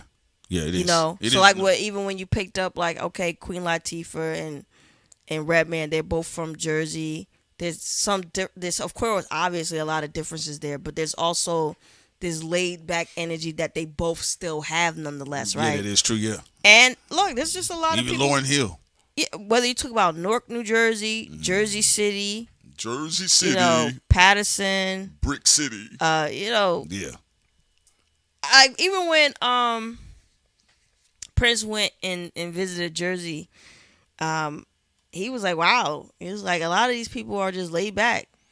Even when I think you got into an argument one time with someone, but it didn't even really. Yeah, I can't remember. It didn't really go anywhere. Now, it's not to say that it's just Jersey's just completely safe. That's not true either. Right. Okay, you could get killed anywhere. So don't just think because I'm talking about people being laid back that nobody's going to do anything. Mm-hmm. But for the most part, you know, there's a laid back energy, you know. You do recognize energy different from Jersey and New York. And at the time when I was moving through Jersey, I started to notice New Yorkers that were in Jersey. That, you know, it was just, the energy was just a little bit different. But everywhere I've seen people from Jersey, whether they're visiting in Texas or a lot of them have moved to Atlanta, Usually chilled energy. You know what I'm saying? I'm not saying you're not going to ever have not nigga moments. You always gonna have that wherever you go. Also, Baby says, Sin, how accurate of a portrayal of a particular part of New Jersey was The Sopranos? I would say The Sopranos was accurate to some things, like that obnoxious energy with the Italians. It depends. Like in Jersey, of course, the experience also depends on if you're a black woman or a black man as well. Because, you know, Italians be trying to hit on black women, but then they still be racist. But that obnoxious, like, engaging type of energy is I would say that part of it is accurate. And people forget that the Italian mafia, it was very heavy in New Jersey, not only in New York. But I remember, like, I would say there's a lot of accuracies in there. But I remember even when I went to an Italian pizza shop in Jersey, because Jersey do have some good pizzas as well, not just New York. But it's the whole thing, like, I'm trying to explain. Y'all know what I'm talking about. Tell me what you trying like, to say. they do that, like, yo shit. Oh, yeah. You know what I'm saying? Like, you know what? But I didn't also notice the that. Italians, like, they be dirty. Like the ones in Philly. The Italians be dirty macking in Jersey and in New York. So they be like I told y'all I told you the story already. Like, my brother was in a vehicle, and my brother yelled out of the vehicle because he was like telling me, "Oh, don't forget the pepperoni." And then the two Italian construction workers, they were like trying to dirty mac. They like, yo, is he bothering you? Cause you know, if he's doing something to you, like you know, we'll do something about it. I was like, nah, that's my brother. He's just asking, you know, to let me know that he wants something on the pizza. And he's like, oh, okay. You know, but my brother was funny though. I told him about it. He said he would have ran him over in the car. Kluk kluk. Kluk kluk. And then when I was headed to a comic book shop in New York City, one of the Italian guy, he was driving in the car. He was listening to Jay-Z, right? He's listening to one of the volumes. And he was like, yo, we listen to the same music. I'm like, what? I was like, what? Right. That's what it sounded like to me. And it's trying to, like, I guess, engage, thinking to go on a date or hop in a vehicle. First of all, you could be a trafficker. Yeah. So I don't hop in nobody's fucking car. Yo, you got to get that dirt off your shoulder. Yeah. They be doing corny shit like that, right? You know what? I didn't know. You know, I never ran into that type of Italian in my life until I had a chance to walk through New York, and I started to see some of it. You know, I was like, oh, this is the Gotti Boys. And then all of a this sudden, is like the Gotti Boys, because only time I saw it was like on the reality shows. And they only do it though to non-black women they like. I mean, white, non-Italian women they like. Right. They do, but they be like playing like with the game of, oh, am I white or not? But then you got, first of all, you got white on your Can't say ID. I'm not white from the waist down. Yeah, there you go. And they be like, oh, their ID, you're still white. And then, but then, and also you're racist because you be saying nigga, and then, you know, a lot of Italians be on the police force. They still be, you know, racist to a lot of black people. So, but people, anytime somebody is into you, they you know, they bullshit. You know, people start playing games and all that. Because sometimes when guys who aren't black, when they be trying to date you and they do the dirty macking thing, sometimes they'll bring up race. Like I had a Cuban one time was like, so how can I say this? Why do like black men not show up for black women? Like, why do they not support black women? I said, why are you asking me this? My goodness, yeah. No, I've heard that before. That, you know, all different types of guys. Because, you know, if you got friends, you know, black women that are friends, and they'll joke. And so I've had so many of them tell me that, you know, they be trying to dirty mac, you know, on the back smell end. like pooch. Yeah. Here, Joe. Yeah. Well, you know, to that too. A lot of time, men, when they be dirty macking, they look for women who are hurt. It doesn't matter what it is. Yo, why black men? Yo, hey mama, how you doing? Why black men don't like dark skinned women? I think y'all are beautiful. Y'all like y'all the mothers of civilization. Pedro, why are you bringing this up to me? Yo, I'm just saying. It's like I'm just saying. I was just watching some things on YouTube last night. You know what I'm saying? And I'm like, yo, I gotta talk to Sharita tomorrow. Yo, why they you know what I'm saying? Like, I love a beautiful dark-skinned woman. You know what I'm saying? Like, yo, if I could have a baby by a beautiful dark-skinned woman, you know what I'm saying? And and y'all see that period anywhere. Like, even when they was doing like the Wedding Crashers, or when they opened up and they were at a funeral. Yeah. Y'all already know, like, in white space, they'll try to get like a white woman who just had a breakup or something. Yes. You know, y'all know what I'm talking about. Like, the culture, not all men do it, but like, they just find, you gotta have pain. So they're looking for pain somewhere or hurt somewhere to get into the bed. Well, guess what, Sam? So they can have sex with you. The other girls do it too. They do it to the men. I can't tell you how many times. Listen, respectfully, I didn't had some Becky's try to slide up on me. Especially if they had the black scent going. Them the ones you gotta watch out. And they always get into fights with a black girl in front of you. God, her attitude, it's just too much. No, you're right. No, like, white girls and other women, they be doing that too. Like, would it be like, they try to gaslight the black guy, be like, you know, I don't know why she's acting like that. Yeah. Like, they try to act like the fragile maiden. Even a polite one tried. Now, she didn't have the black scent shit, you know. But she was trying to say in so many words, like, I'm submissive. And in my head, I was like, let me see. Look, where's my wallet? You might be trying to steal. Also, Black McBain said, why do Cuban men beat women and have a whole side family? Yeah, so, you know. But, yeah, the Dirty Mac, and there's a lot of them that be online doing it. They do it in person. But I didn't. The dirty macking though with race is always be the weirdest to me. They looking for the insecure black. No, I know they look for insecure black people to try to smash, but it just be so bizarre. It just is to me. When you do that, I automatically think you're a racist. Yo. Because if you wanna go on a date with somebody, you would just mention, like, I don't know, music, movies, interests of sports and stuff like that. Remember I told you I was watching. I couldn't for the life of me watch The Walking Dead. All right, bro, all these black men, why they getting cucked out? I can't watch this show. There's no dignity here. But the guy, remember the big one that looked like a big racist? He said, what'd he say to the black woman? Her joking boyfriend got killed. And he says, look, let me tell you something. Now, I understand that you're strong, and I like that about you. You firm, you make decisions. I'm not scared of a strong woman. I just say, right now, there has to be some order. And I'm willing to work with you, but because you're strong, I want to tell you this right now.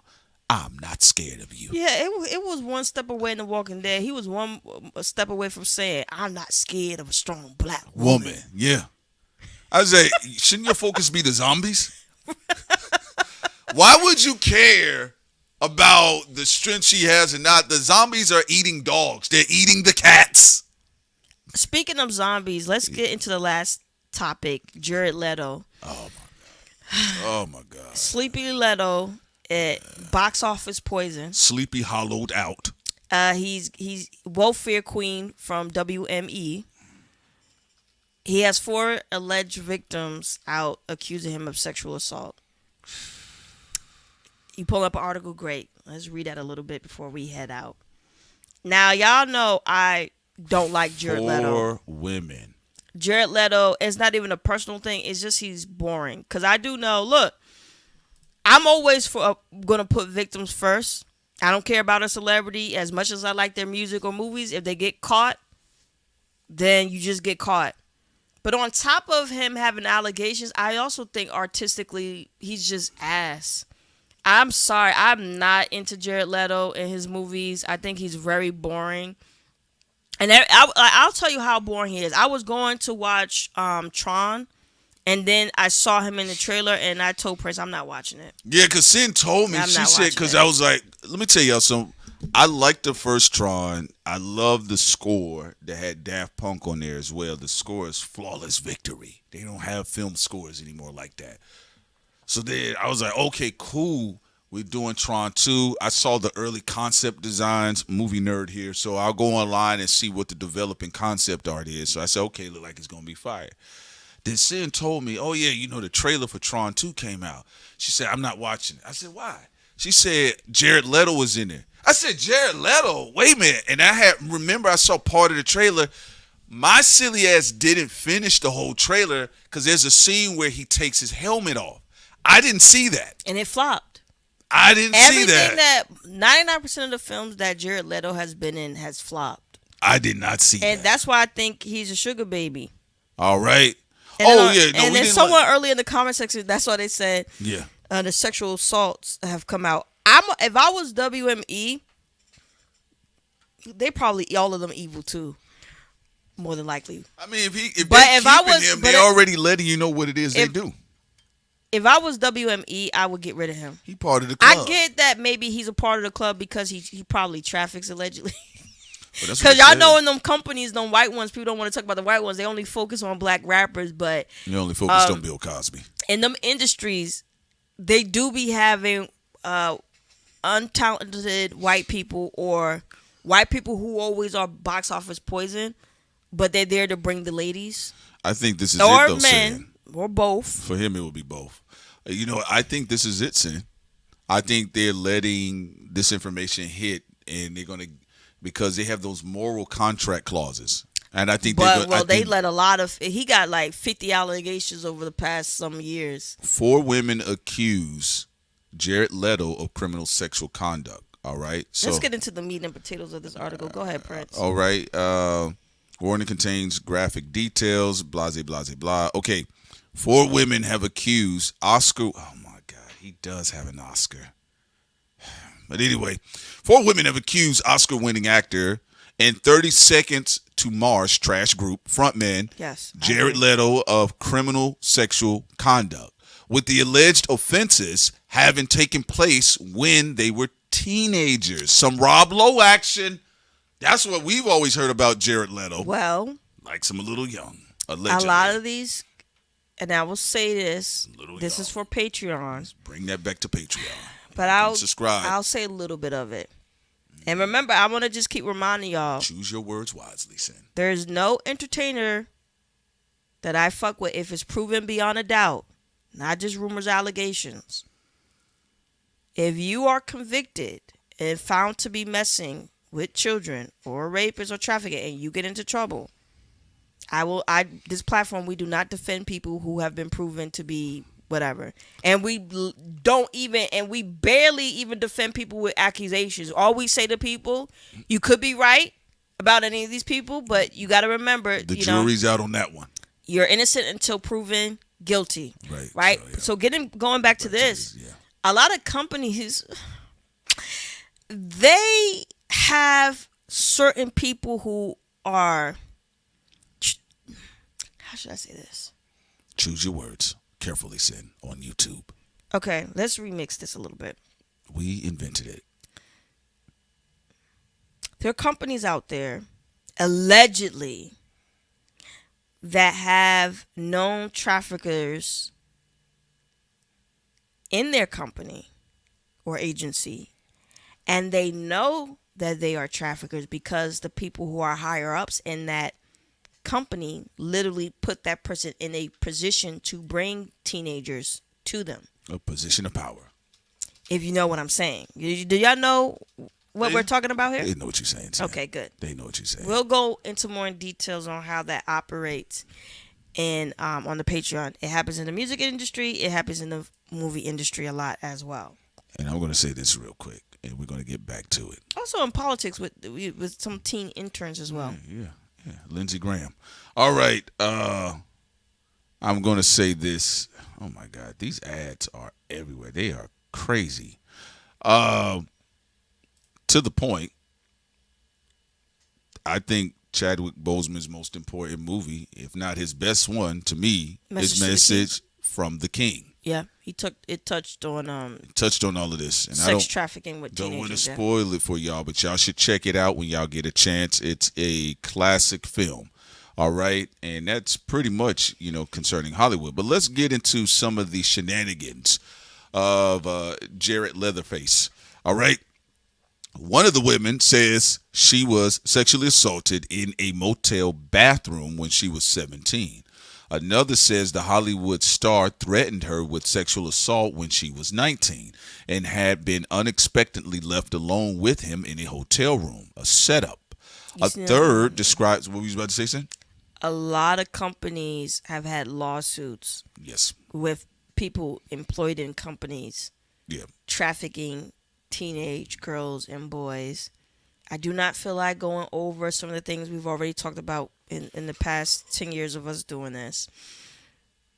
But y'all already know the lawsuits of record labels and major conglomerates and movie studios. Right. I don't think we have to rehash it again. Well, let's see what Jared Leto here has been accused of. Okay, it says a third describes how she was underage. Okay, a third describes how she had underage sex with the star in California when she was 17. Again, a little Rob Lowe action, which would be classified as statutory rape. Leto shrugged off a conversation about the age of consent being 18 in the U.S. state, she says. The fourth woman describes being groomed by Leto because, you know, from what Shin and I did research, apparently he runs some sort of musical religious cult. And some island or something. Yeah, some island. He disappeared with them during COVID. And he said when he was gone, he didn't even know COVID-19 had taken place. And everybody's like, oh, my God, Jared Leto, he didn't know nothing. Yeah, whatever. A fourth woman describes being groomed by Leto, saying he abused her. He abused his celebrity status by making repeated sexually explicit phone calls to her when she was only 16. It says on at least one occasion, she says he suggested they should have sex.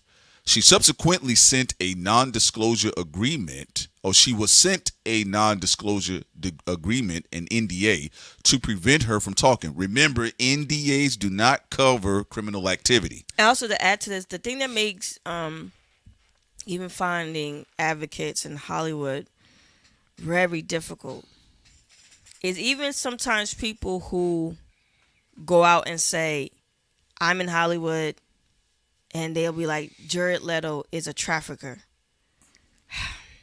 Some of them be doing it too, or have very bad allegations as well. Like I remember even when Charlemagne was on Jim Hampton's R. Kelly series, you know, breaking down what R. Kelly, his disgusting behavior, and child pornography videos. And Charlemagne was there talking about, well, yes, it's time to get R. Kelly out of here. But he was on the Brilliant Idiots saying as an adult male, he enjoyed child pornography from R. Kelly when he talked about, I don't want to say what he said because he said the CPCP thing. I know, Sin. All right. And I don't want to go into details of what he said. It's disgusting. But he said he enjoyed what R. Kelly did to the 14-year-old girl. Yeah. And then himself, before Jessica Reed got gang-ard, he admitted to giving her alcohol when she was 16 at some party. But he has called out other men for sexually assaulting women or having allegations of sexually assaulting women, or the R. Kelly thing. So that's why, like, Hollywood is a very weird space because there are people who claim to be advocates against these things, but then they're doing it too. It's kind of like how Hillary Clinton's, she will say, like, I'm a feminist and I'm for, women, but then her husband is Bill Clinton, but then she had a great relationship with Harvey Weinstein.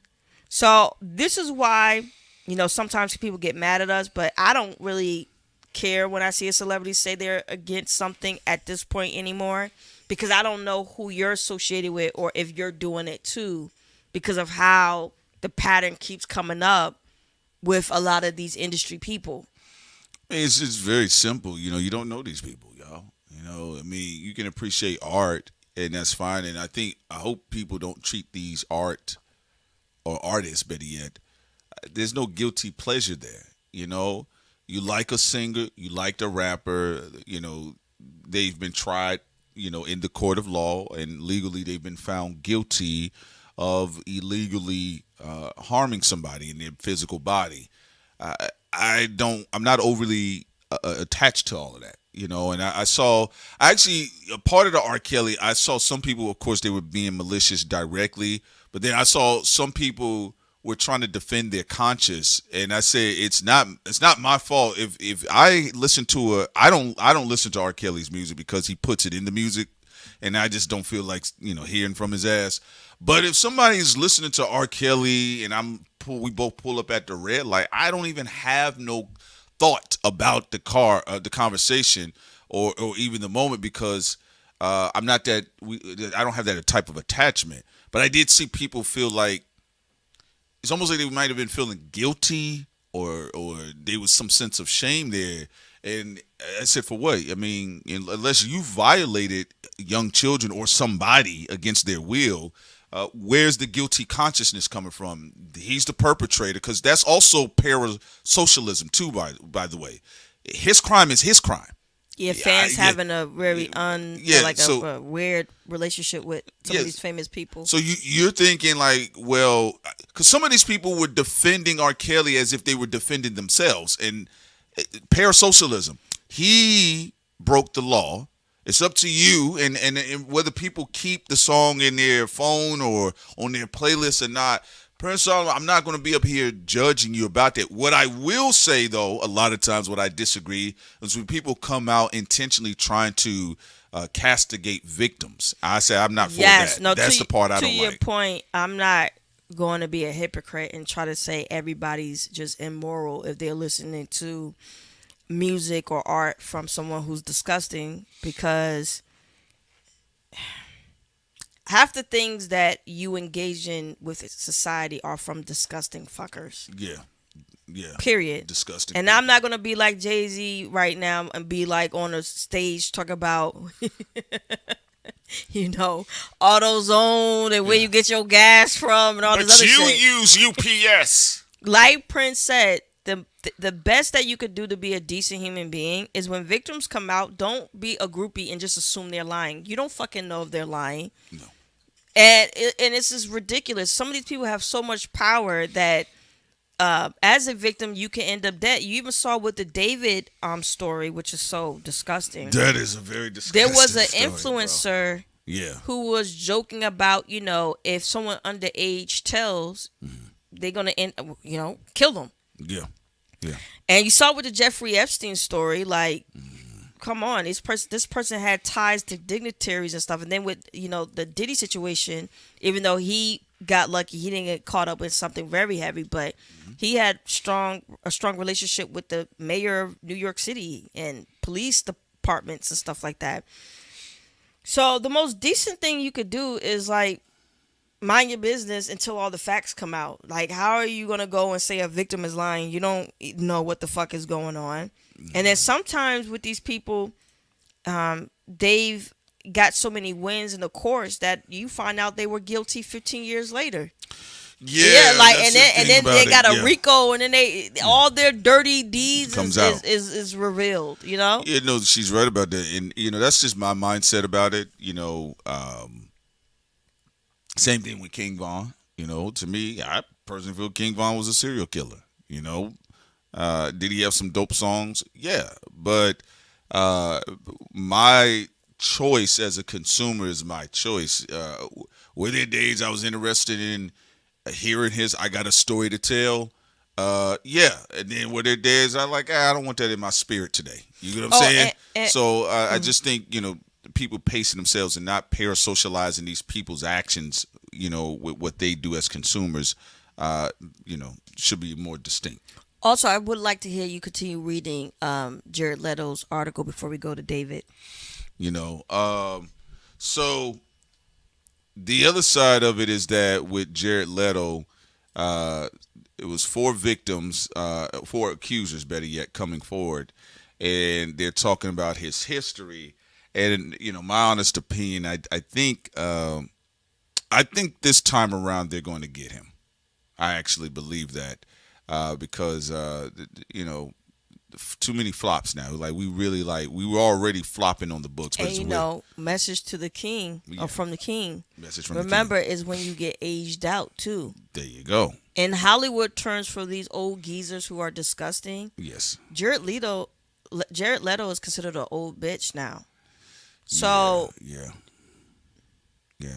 He can't even give Austin Butler performances. Yeah, I will explain that. What I mean by that later, being aged out is when your backers and the people who keep getting you out of trouble, who also is a part of this disgusting pyramid, allegedly, is when you are at an age where they don't find you desirable anymore. Yeah, they don't. I mean, also, and so they may not come out with on a cape for you anymore. Windows security and privacy alert.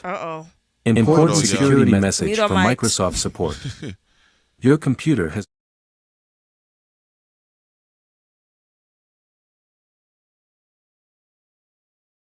All right, there we go. We back again, y'all. Got that out of here. Prince, what the fuck is going on? Said Are you trying to get the CIA or FBI on us? Said I clicked on a regular website. That was it. And what came up? All that shit. So I got Jared Leto off the screen. Wait. So why? What are they talking about? It was IP? Deadline. It was Deadline. So what the fuck? So you went on Deadline. That was it. What? Y'all saw it on the screen. I was on People and Deadline. That was it. I didn't go nowhere else. I mean, the chat saw it. I wasn't going nowhere else. Are they trying to put a bug on our laptop? Hey, shit, probably the one they got on Jared Leto. I ain't got nothing to do with that. I don't know why y'all spying on us. Y'all the one over there with children. The fuck you looking at me for, nigga? I get so tired of these crackers at the top doing shit like that. They always doing some backwards ass slow shit. Hey, we go spying on people at going to Pizza Hut. Yeah, now we watching you. Yo.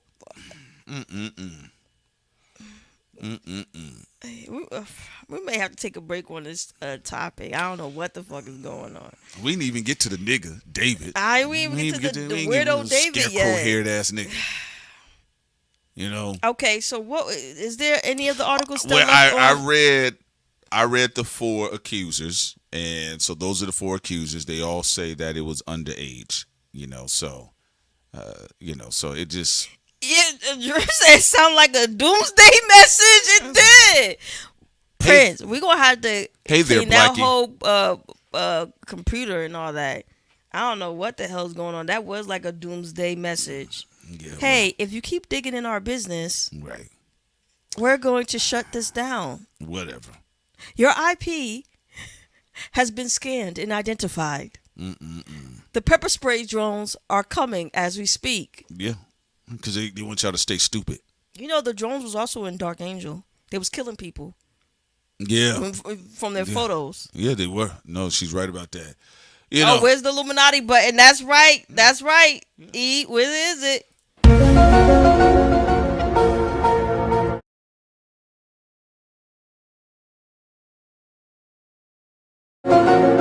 We'll have more on Jared and David at a later date. It's going to be we're going to be doing the stream on Patreon for y'all. So if y'all see anything for the community, you guys can pay attention to that or check out our IG. We're on X and Threads.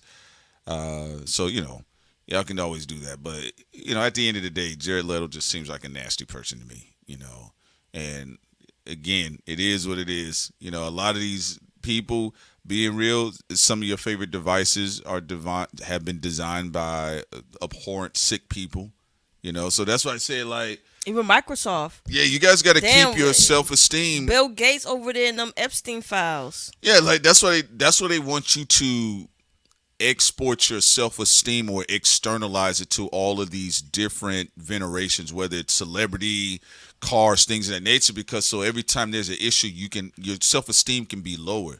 Like I said, I could be listening to somebody and if they get exposed for something, that ain't my problem. That's not me. I didn't do it. So I don't, when people try to say, well, because even some of the people go online trying to give other people guilt that they have.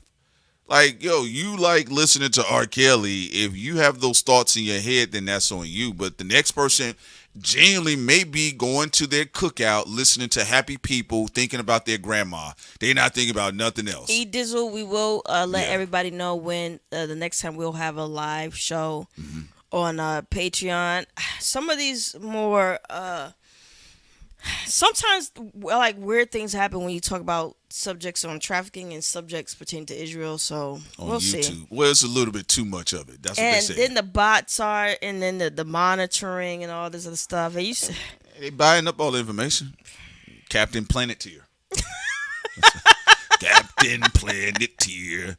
Hey, yo, have y'all talked about Ukraine bomb? See, Ariel, you come right in, taking us right to the red zone again. Well, Shouts out to Ariel. I'll mention it Thought crimes. briefly. The Ukraine bombing Iran boat, they're doing this because they want to get into the good graces of the United States. You saw Laura Loomer over there, in the Ukraine, saying Did you see earlier? She's sorry for her comments against Iran, but that's because now Iran is joining in. So right now, the relationship with Iran and Ukraine, the relationship with Ukraine and the U.S. is locked in now. Well, that means it's locked in. That's why Laura Loomer, who went from being anti-Ukraine, is now in favor of the Ukraine, and also the Ukrainian government being against Iran. Well, I'll just say this.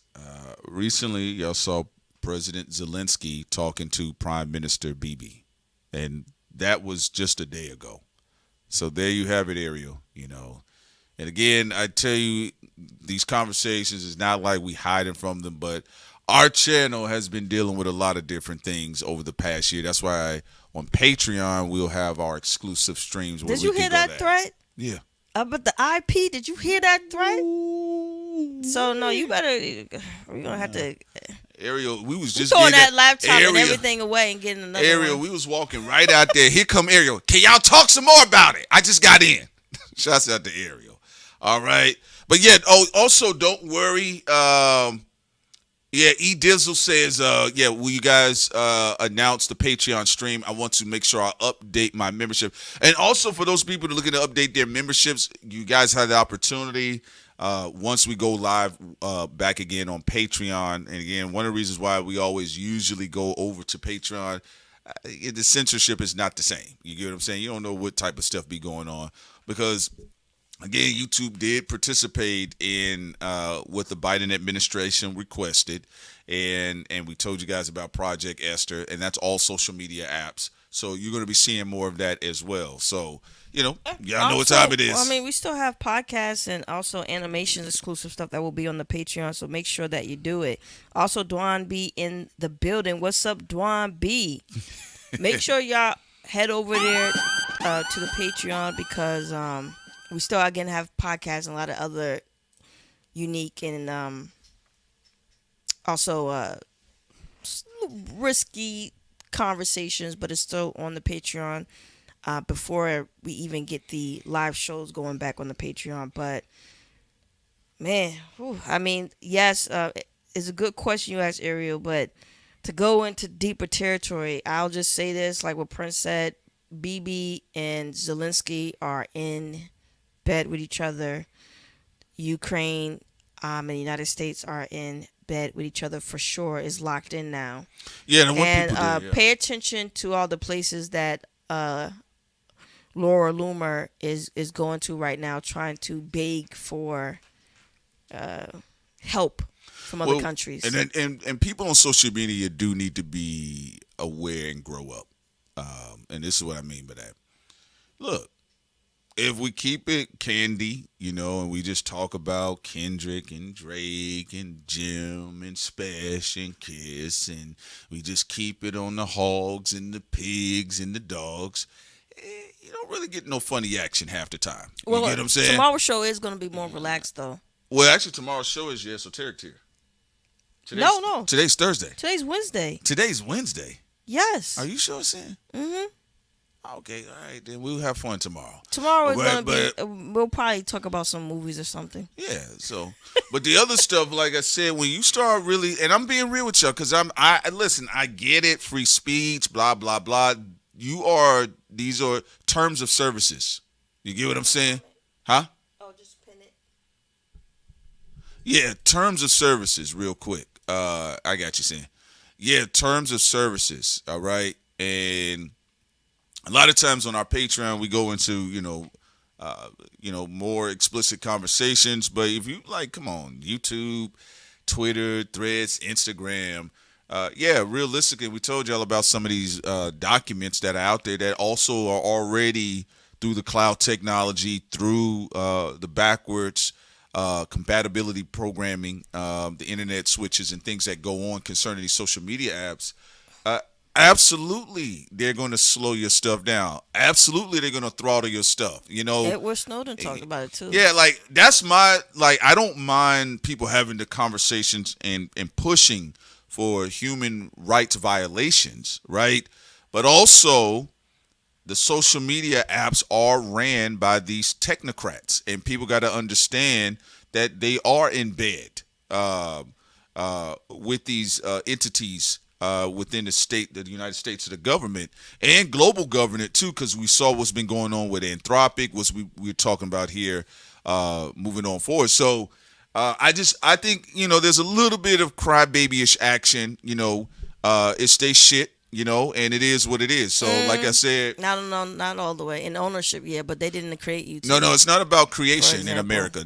We ain't even. No, I know, but they get cocky about when they be like, "Is their shit?"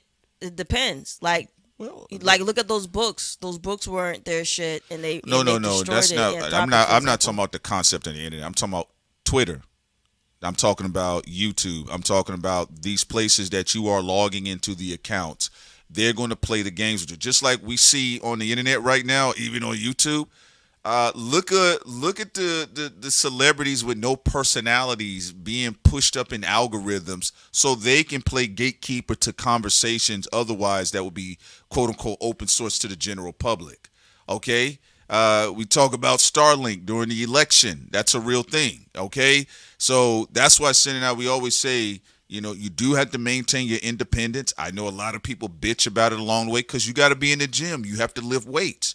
You're not going to be able to lean on a celebrity and just have them repost your shit. Yeah, but at the same time, a lot of people pay taxes. I don't let them get away with the whole it's their shit because a lot of stuff is subsidized for them. Even when we're talking about Elon Musk, he had a lot of help in order to even acquire Twitter that's now X. It's not like these guys and women create something in a vacuum onto themselves. So I think and they do slick stuff. Like a lot of the times they take shit they're from other people. I get what you're saying. That is true, but you see what's going on with Twitter right now. All right, and same thing with YouTube. Twitter got a lot of dead space. You see the same. Hold on, just going to finish this point here, and I get what you're saying, but that's why I said a lot of bots, and he lowered the prices too because there's so many people who are not even there anymore. Well, again, just like we talked about with what went on in the '90s, right? How many people? Look at Jamie Foxx. What did he say to Meek Mill? He said, we actually had more opportunities to kind of set our own stuff up. There's going to be a huge segment of this era, whatever generation you're from. If you're in this era, in this digital era, you're going to realize, what opportunities you passed up on versus housing all of your stuff and kind of giving your identity away to fleeting power. This is actually why in hip hop there's a lot of struggling going on, and you see it in politics as well. So again, protocol goes for a lot of DARPA funded groups that do play with things. And again, for a long time, people thought folks was making things up, but no, they actually do. With every administration that comes through, just like in newspaper and media, they do have where they fund suppression of any counter narratives, especially influential, charismatic people as well. So you're going to run into that also. I'm just simply saying respect goes both ways, and I don't believe in, people got to do this or that because they own this and that. They have to follow the rules too. Not Jared Leto. And their rule. I mean, come on, Sam. He got a possibility of getting caught up though right now. Yeah, so it's like, I mean, look, this is what you and I have been having our issue on. They gotta follow the rules too. True, but fuck the meeting. I don't want to agree with nothing with any of these motherfuckers because they don't play by no rules except what they feel like we have our own rules. You see how they make up shit? Look what they did with the Odyssey shit. Okay, they weren't messing with the Odyssey so much that, okay, now it's leaked on X. Like, come on. It's like, it's really just childish shit. But that's petty stuff because Nolan is still winning in that sector anyway. So Elon still got hair plugs. Yeah. Come on. But all of this shit is goofy. We're going to be closing out to Big Baby Gandhi. We talk to y'all later. Love y'all. Peace. Also, great job today too, Prince. Very funny. Oh, same with you. You all. We'll be back again tomorrow at 8. We love you guys. Y'all take care. Peace.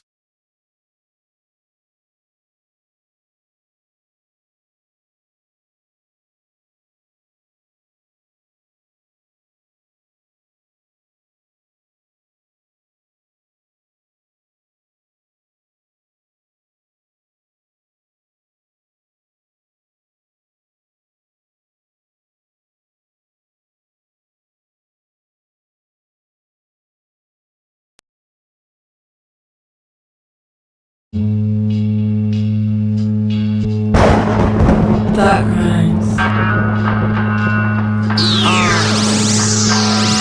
Yeah, we in Gotham City, baby. We in Arkham Asylum, baby. This my bitch. Revenge of the nerds in this bitch. Let's get it. Gandhi, ha ha, ha ha, ha ha, ha ha, ha ha. Thought crimes. I'm from hell, where the sidewalks smell, and the neighborhood boys got something to sell. I was 9 years old, rocking Egyptian musk, selling rose incense off of a cardboard box. Pack it up, run if you saw some cops. Play it off cool, see some kids from school. Damn wish mama had raised a fool so I could be a heavy dumbass just like you. Status quo, yo, I'm not like you. Or fuck with the hashtags you jerk off to. Woke politics, you use fake as shit. I'm from New York, I just say suck my dick. Gandhi, keep it real, yo, it's kinda bad right now. Way it is outside, yo, it's like my heart right now. Way it is politics, like relationships. Way it is economy, it's kinda like my bank account. Either way, everything make me feel bad about. Either way, everything make me feel bad about. Either way, everything make me feel bad about. Either way, everything make me feel bad about. I object to the capitalist state. I hate corrupt government politicians, that's fake. I don't trust corporations with my tax money. I know not to fuck with goofies that act funny. Yeah, millions of children living in poverty. That's not my priority. I'm just trying to rap it, please. Don't gotta be angry to change things, but we should overthrow the government, rearrange things. Main reason being everything kinda suck. What you have to lose, man, you don't even like your life. 10 people have all the country's wealth. We don't have to kill him, but we can make him kill himself. Probably, yo, it's Big Baby Gandhi. They never showed us Bin Laden body. 6 is the earth, 7 is the godly. Divested from the economy would be timely. Gandhi, keep it real, yo, it's kinda bad right now. Way it is outside, kinda like my heart right now. Way it is politics, like relationships. Way it's economy, it's kinda like my bank account. Either way, everything make me feel bad about. Either way, everything make me feel bad about. Either way, everything make me feel bad about. Either way, everything make me feel bad about.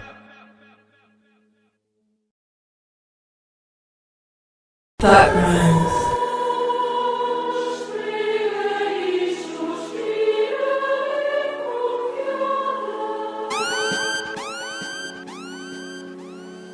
Alrighty then.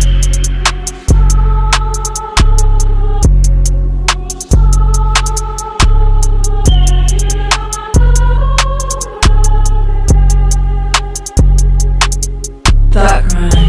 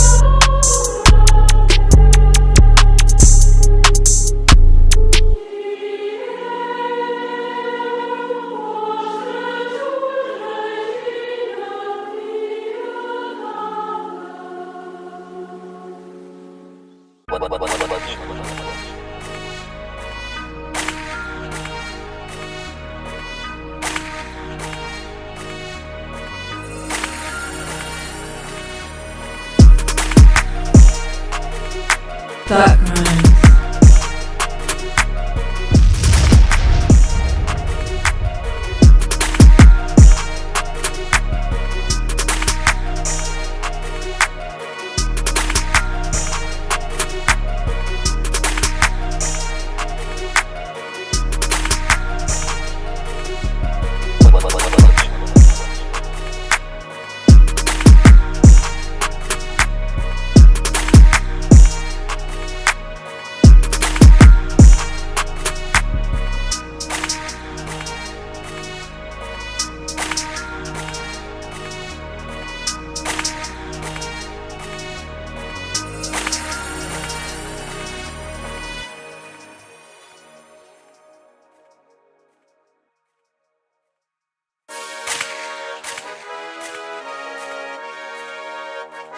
Thought crimes. Oh my god, what's this?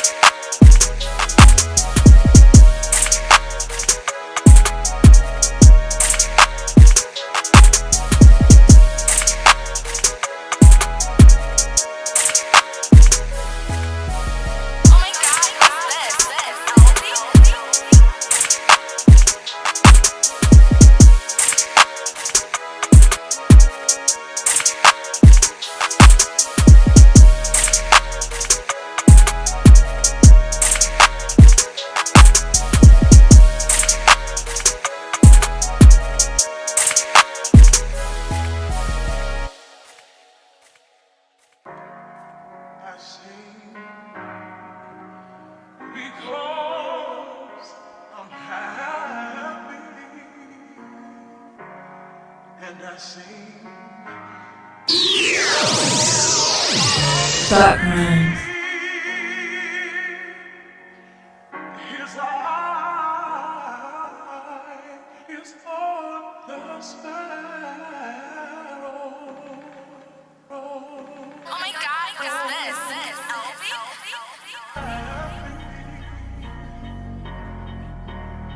And I sing happy,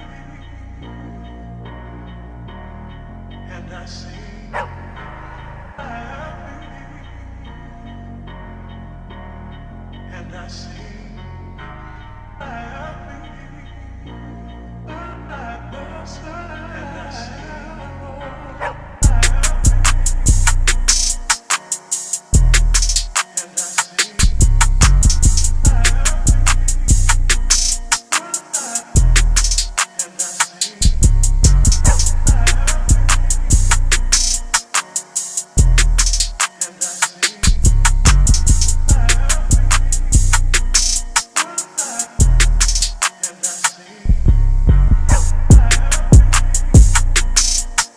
Thought crimes.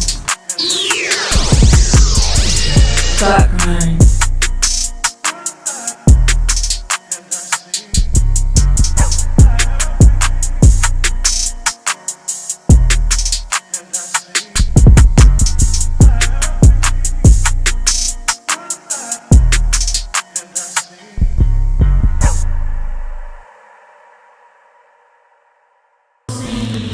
We are all the same. We are all the same. More group Coming through your airwaves. All right, now I'm here to kick the ballistics. Check out Thought Crimes. Are you following me? Coming through your airwaves. Coming through your airways. You ain't gonna get me with that one.